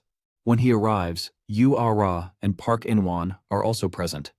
Teacher Lee announces that Yu Ah-ra, Park In-won, and Kim Sun-woo have been selected for the second-year Manifestation Special Class, an advanced class for students with high potential regardless of their grades. She describes it as an elite class. Hearing this, Sunwoo thinks to himself that Lee Seojun was part of the reinforcement special class, and joining this class will allow him to interact with him more frequently. Park In-won suddenly shouts in protest, upset about Sunwoo joining the class. Sunwoo wonders why there is an issue. In-won points at him and states that he is currently ranked 5th this year, so he refuses to be grouped with the lowest-ranked student because it feels unfair. He turns toward Yu Ah-ra, urging her to speak on his behalf. Yu Ah-ra, who rarely involves herself in others' matters, simply states that whoever joins the special class should mind their own business.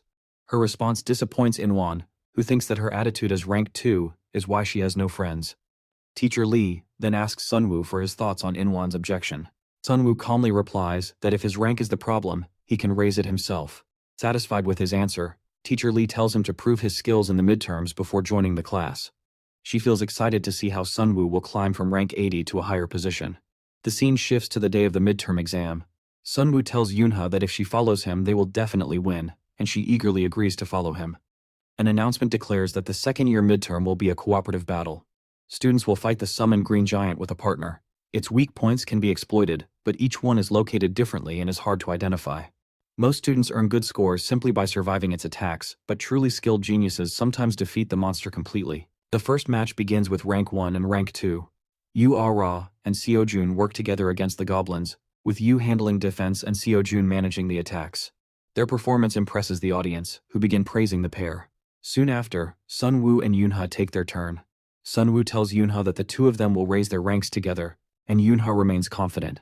As Sun-Woo moves forward, he signals for Yoonha to create a path. She agrees and transforms the entire floor into an ice stadium with her ice attack. Sun-Woo glides across the ice as if skating. The audience immediately recognizes him from the viral video and begins mocking him, assuming he will run out of mana just like during the entrance exam. A system window appears stating that 240 people have low expectations of Sun-Woo, granting him 1,000 points. Sun-Woo notes that the reaction is exactly what he predicted. Before the match begins, he had already activated the outsider's benefits and located the goblins' weak points, which lie near their necks. He motivates himself to stay focused regardless of what people say. He then fires mana directly at the weak point of one goblin, destroying it instantly. The second goblin charges toward them. Sun-Woo remarks internally that the match is easier than he expected and prepares another mana attack. Just as he is about to fire, his nature power senses that Chong-hae has entered the school. The distraction causes him to miss the weak point, and the audience becomes disappointed, insulting him again. Sun-Woo becomes alarmed, questioning why the mastermind is inside the school. He realizes that Chong-hae intends to attack exactly at 4 p.m. Yoonha panics when she sees Sun-Woo losing concentration and urges him to stay careful. Sun-Woo remains consumed by thoughts of Chong-hae's attack, unable to focus on the battlefield. At that moment, the goblin strikes the floor, shattering the ice. Sun-Woo is thrown far and crashes down. Yoonha quickly shapes her ice into a weapon and attacks the goblin's arm, freezing it in place. She rushes to Sun-Woo's side and tells him to pull himself together. She lifts him and attempts to move him away, but the goblin reaches them again, ready to strike. At that moment, Sun-Woo becomes furious. Mana forms in his hand, and he fires it at extreme speed. The power is so overwhelming that the goblin bursts into pieces. Yoonha is stunned by Sun-Woo's strength. The audience is equally shocked, unable to believe that the lowest-ranked student possesses such ability. The match is also being streamed live, and viewers watching the broadcast react with disbelief. After this, an unknown person named Kim Deok-yoon appears. He watches Sun-Woo's skills closely and becomes deeply impressed. As he observes him further, his curiosity about Sun-Woo grows stronger, and he starts wanting to know more about him. The audience begins loudly praising Sun-Woo and Yoonha.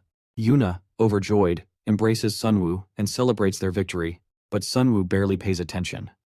A system window appears showing that 582 people have memorized Sun-Woo's face, granting him 3,000 points. His rank rises to B level, awarding him another 2,000 points. Teacher Kim begins taking an interest in him, giving him an additional 1,000 points. Finally, a message states that Park In-hwan feels humiliated by Sun-Woo, granting him a final reward of 1,000 points.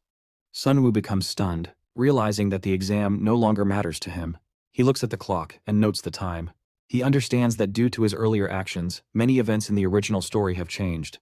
Meanwhile, Chong-hae enters the school with excitement and walks deeper inside. After the next scene begins, the second-year exam comes to an end. Sun-Woo becomes extremely shocked and struggles to believe that a single change in his actions has created such major differences in the story.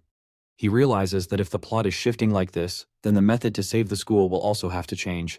The midterm exam's final results are then shown. First place goes to the team of Lee Seo-Jun and Yu-Ah-Ra with a time of 17:15 seconds. Second place goes to the team of Kim Sun-Woo and Yoon Ha-ryung with a time of 22:43 seconds. Sun-Woo stares at the scoreboard nervously. Yoon-ha notices his uneasy expression and asks what happened to him, seeing that sweat is forming on his forehead. Sun-Woo makes an excuse and claims he is only tired. He says he wants to go rest and tells Yoon-ha she can go to the playground to watch the remaining matches if she wants. Yoon-ha becomes slightly saddened, believing Sun-Woo might be upset because she may have made a mistake during the exam. Sun-Woo reassures her that nothing like that happened and tells her she performed perfectly. His praise makes Yoon-ha feel genuinely happy, and she thanks him with a bright smile. She then leaves for the ground after wishing him proper rest and telling him that if the pain gets worse, he does not need to come back. Sun-Woo also says goodbye. After she leaves, Sun-Woo thinks to himself that the timeline is now disrupted, and he must find out how far the story has diverged from the original. He begins walking in a direction where he estimates Seo-Jun should be, at least if the story is still following its former path. Soon he actually finds Seo-jun surrounded by a large group of students. Several reporters and influential figures are present as well, all requesting Seo-jun to join their universities. They insist that they will not leave until he agrees.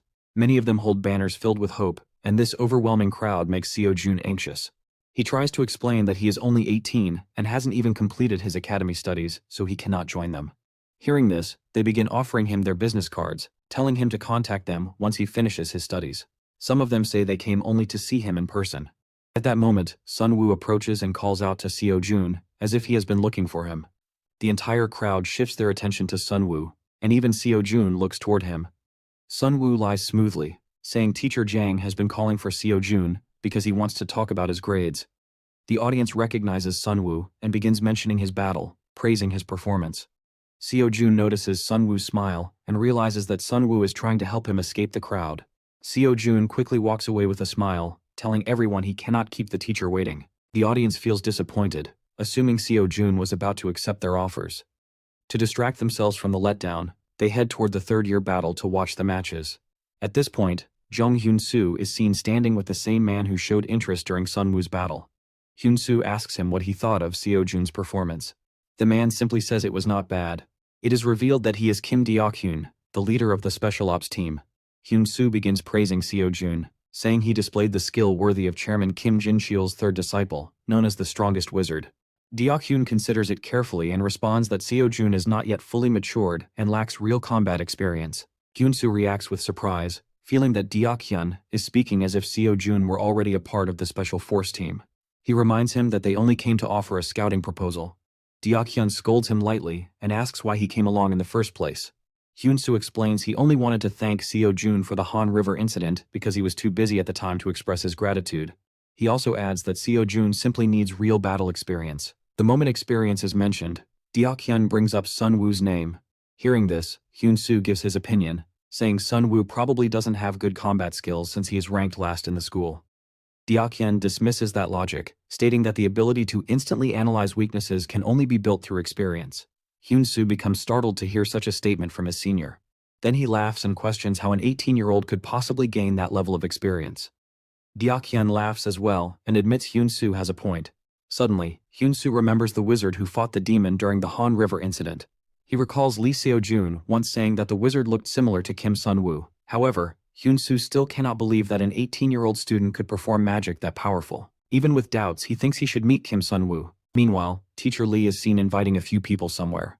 On the other side, Seo-jun and Sunwoo sit in the third-year battle area, watching the matches. Seo-jun places a hand on Sunwoo's shoulder and expresses gratitude for saving him from the scouts. But he also asks why Sunwoo still told him to go back to those people earlier. Sunwoo explains that staying prepared in advance would benefit Seo-jun later. Seo-jun frowns a little, saying he does not want to get caught by scouts ever again. Sunwoo tells Seo-jun that no matter how much he tries to avoid the scouts, the teachers will definitely approach him again. Seo-jun pulls a face, and Sunwoo asks if he does not want his name to be at the top again. Seo-jun gives no reply. Instead, he says he does not want to meet anyone right now and suggests that if they stay hidden here, no one will find them. Sunwoo agrees. In his thoughts, Sunwoo recalls that the mine attacks originally started from the third-year exam hall, which was the easiest place for the insider to contact the enemy. With the story now altered, he has no idea when the attack will occur, so he brings Seo-jun to the correct location and waits for Chung-hae's reaction. He believes that only in this way can the child of prophecy be saved. Sunwoo then checks on Seo-jun and asks if he is still troubled. Seo-jun tells him not to worry, saying such incidents often happen to him. Sunwoo thinks silently that the original story's development still seems intact, and he feels relieved. The third-year match begins between two students. The narration transitions smoothly to Chung-hae, who sits on a bench with Hyun at his side. Hyun reports that the scouts have entered the third-year exam hall exactly as the insider predicted. Chung-hae asks about the progress, and Hyun explains that monster summoning circles have been hidden throughout the school. She hides one monster bag in a trash bin and conceals another in the bushes. She adds that Jinsen becomes uncontrollable whenever he sees humans, so he has been placed in less crowded areas. Hearing all the information, Chung-hae becomes impressed and praises her efforts. Hyun says everything was possible only because of him. After confirming that all preparations are complete, Chung-hae stands up and declares that they will begin the operation, for this is the hunt for the child of prophecy. He holds the barrier-type mana artifact in his hand. The narration returns smoothly to the third-year arena, where the match between Kim Chong-hyun, the class representative, and Park Min-yi takes place. Chong-hyun's electricity-based attacks overwhelm Min-yi, and she cannot continue fighting. Unable to endure more, she asks him to stop and surrenders. Chang-hyun wins the match. Watching the battle, Seo-jun becomes excited.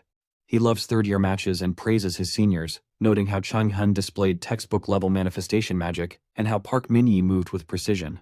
Sun-woo, however, does not focus on the match. He desperately searches for signs of the upcoming attack, scanning the area anxiously.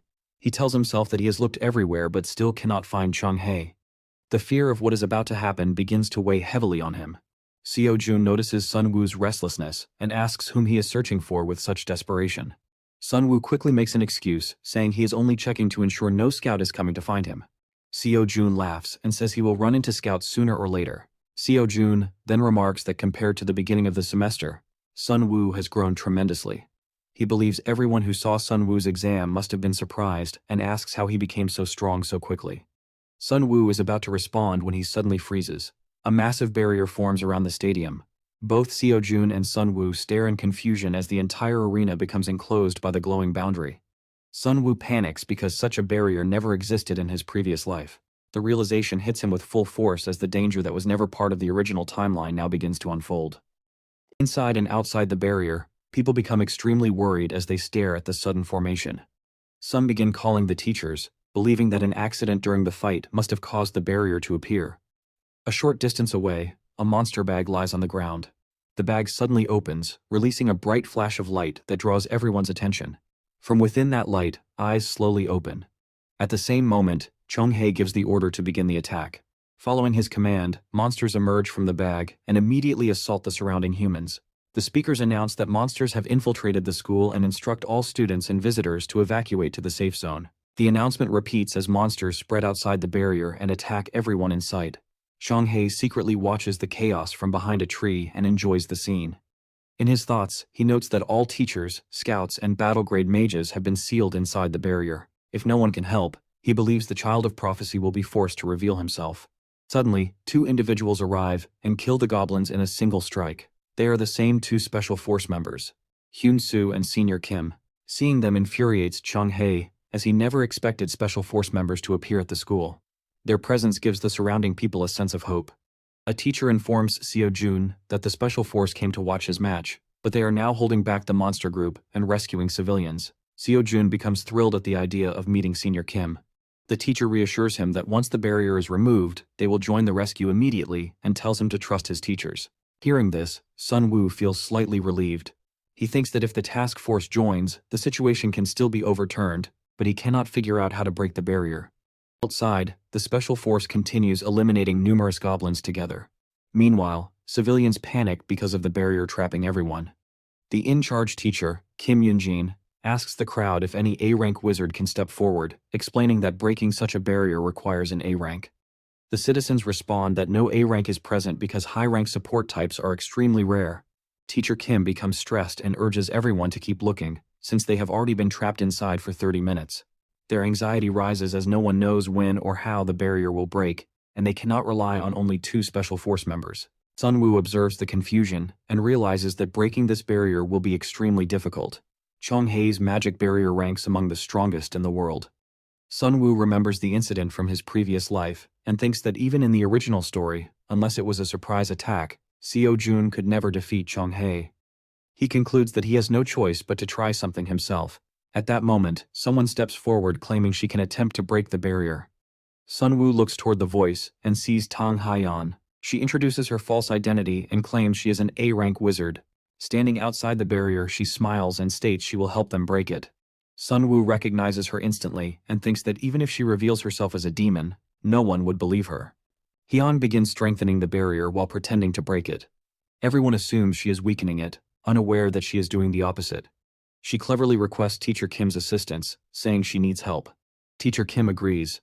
With Hyeon feeding power into the barrier, new diagrams begin forming on its surface, increasing its strength even further. Watching this, Seo-jun feels relieved.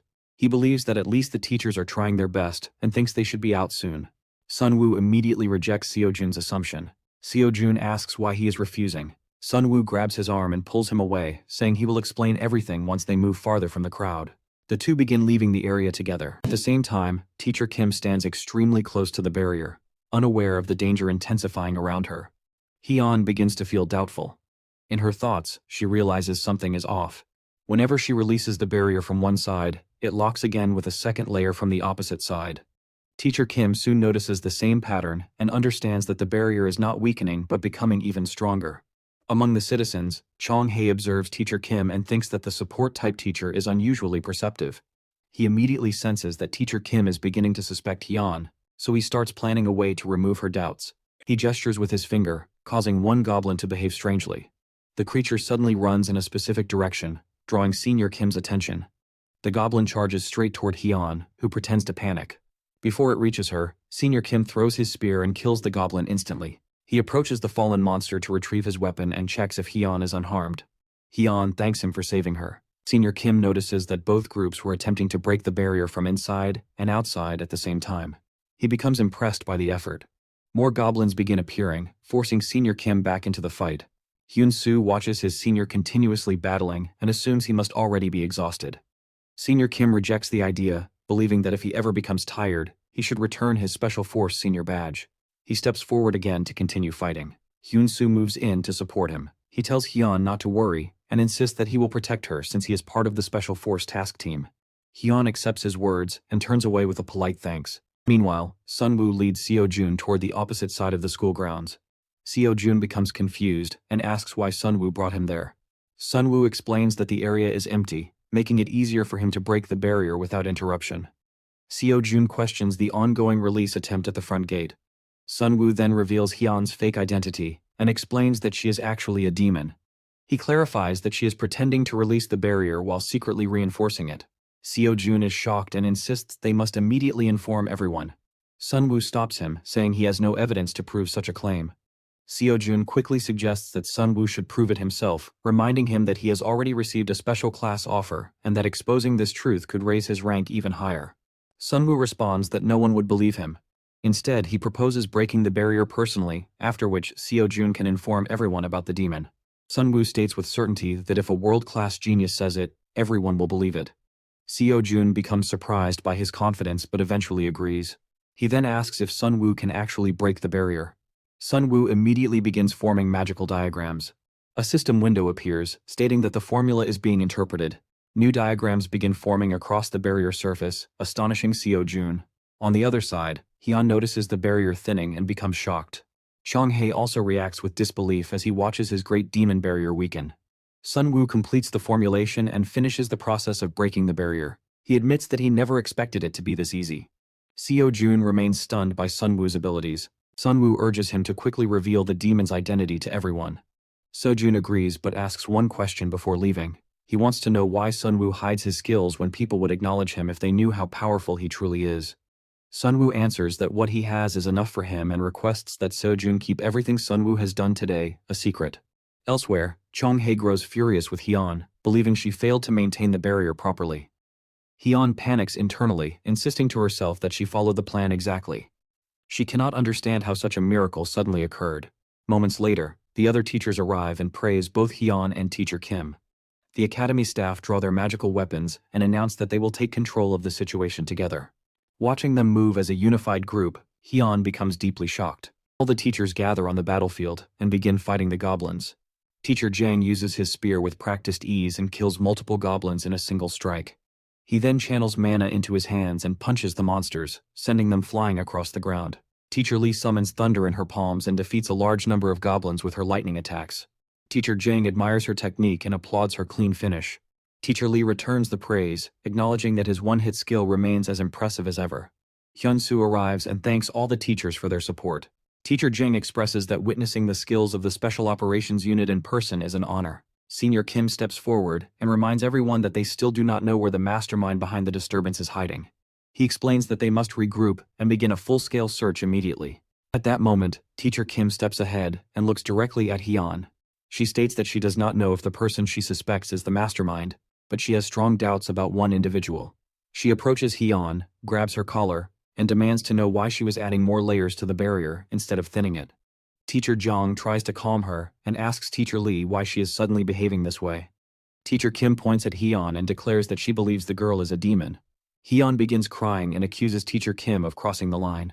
She claims that if someone tries to help, they should not be treated so poorly. The nearby citizens start questioning Teacher Kim's behavior and glare at her with hostility. Yoon Soo asks Senior Kim if they should intervene, but Senior Kim decides it is not necessary yet. Hyun continues fueling the tension by insisting that the barrier took longer to break because she struggled to match Teacher Kim's inferior skill. Her words infuriate Teacher Kim, who tries to explain what she observed while Hyun was working on the barrier. Before she can finish, Seo Jun arrives and asks if each time Teacher Kim dispelled the barrier, it relocked itself in a double layer. Everyone grows surprised at Seo Jun's appearance. Some teachers wonder why he is in the third-year exam hall. Teacher Kim asks him how he knows this information. Seo Jun states that he sensed it while breaking the barrier. He recalls Sunwoo's request to keep the truth hidden, so he lies nervously, insisting that he was the one who broke it. The crowd becomes deeply impressed by Seo Jun's talent. The direction of suspicion shifts immediately. The citizens agree that if Seo Jun finds something strange, then something must indeed be wrong. Another person suggests investigating the name Hyun provided to verify if such an A-rank wizard even exists. Hyun begins panicking as the crowd turns against her. People continue discussing the inconsistencies and grow more suspicious. Hyun realizes she is in serious trouble. She contacts Chung Hae through their mental link and asks what she should do next. Chung Hae, filled with anger, tells her to do whatever she wants. He starts transforming into a half-demon, a change that both Senior Kim and Hyun-soo immediately notice. Senior Kim identifies him as the mastermind and orders an immediate capture. However, before they can strike, Chung Hae turns into a black shadow and escapes. The special force members become certain that the girl who was helping break the barrier is also a demon. Accepting that her identity has been exposed, Haeyeon decides she has no other option. She begins transforming into her demon form, a change that Seo Jun quickly notices. Several other hidden comrades also transform. Haeyeon's eyes turn black, glowing with red light in the center. She rushes toward Seo Jun with murderous intent and unleashes her command to kill as many humans as possible before dying like the monster she is. Seo Jun prepares his sword to defend himself, but before he can act, Senior Kim steps in and swiftly decapitates Hyun, separating her head from her body. Senior Kim becomes serious as he surveys the scene. The others have already defeated the remaining demons. The teachers have almost eradicated all the demons. Seo Jun thanks Senior Kim for saving him. Senior Kim replies that they have met after a long time. Senior Kim rests a hand on Seo Jun's shoulder and says that Seo Jun has grown considerably. He promises a reward after this is over for identifying the demon and helping break the barrier. Seo Jun thanked him. Seo Jun thinks that he should get Sunwoo's account number, because Sunwoo deserves the reward for his help. Meanwhile, Sunwoo fights goblins deeper inside the academy. During the fight, a sudden burst of fire erupts from a nearby room.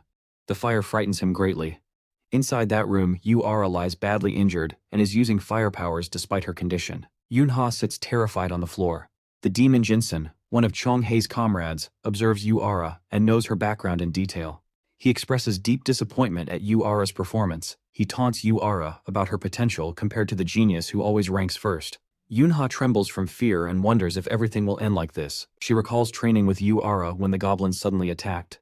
She resolves that she must help Yu-ara, whom she calls Jo-era. Yoon-ha activates her ice power and tells Yu-ara that she will fight alongside her. Yu-ara, activating her fire power, tells Yoon-ha that interference is unnecessary and orders her to flee, claiming she can handle this demon alone. Yu-ara releases her firepower toward Jinsan. Jinsan dodges the flames and advances with demonic energy in his hands, taunting that this is all she can do. Jinsan grabs Yu-ara by the neck. When Jinsan returns to his true form, he shows no restraint before killing a human opponent. Yu-ara writhes in pain and struggles to breathe. Yoon-ha launches an ice attack at Jinsan from behind, urging him to let go of Yu-ara. Yoon-ha becomes Jinsan's new target. Their friendship impresses Jinsan, but he focuses his mana on Yoon-ha and scoffs at her chances of stopping him with such limited power. Yoon-ha knows she cannot win easily, yet she refuses to abandon her friend and run. She decides to fight and begins activating her power. Yoon-ha fires at Jinsen's hand with her attack. Jinsen is shocked as one of his hands is severed and falls away. Jinsen is surprised by the nature of Yoon-ha's attack because it was not a simple ice strike. Yoon-ha then collapses and loses consciousness. Jinsen laughs as she faints, recognizing the child of prophecy and declaring that the mage born to destroy demons has been found. He vows to erase the child of prophecy from the world with his own hands. Sunwoo arrives and rejects that outcome, stating that the child of prophecy is an important figure. Jinsen appears surprised by Sunwoo's intervention. Sunwoo activates his Heart of the Great Nature power. He faces Jinsen with the confident declaration that Jinsen will be the one to die today. Jinsen becomes furious at Sunwoo's words and activates his mana, while warning him not to interfere in his fight. He releases his demon mana towards Sunwoo, but the bracelet gifted by Sion creates a mana barrier that protects Sunwoo from the attack. Sunwoo counterattacks immediately, causing Jinsen intense pain. Sunwoo continues striking him relentlessly, and explosions burst across Jinsen's body until he collapses to the ground in shock. Jinsen stares at Sunwoo with disbelief and wonders how someone called the weakest can use such mana. Sunwoo tells him he can do far more and prepares another attack, but Jinsen angrily declares that if he dies, he won't die alone. He rushes toward Yunha. Seeing this, Sunwoo becomes enraged and attacks Jinsen with full force, killing him instantly. After Jinsen's death, Sunwoo relaxes slightly as Jinsen's body disintegrates into ash and scatters into the air.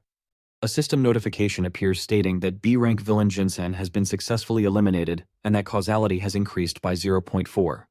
Another message appears rewarding Sunwoo with the savior title and 3,000 points.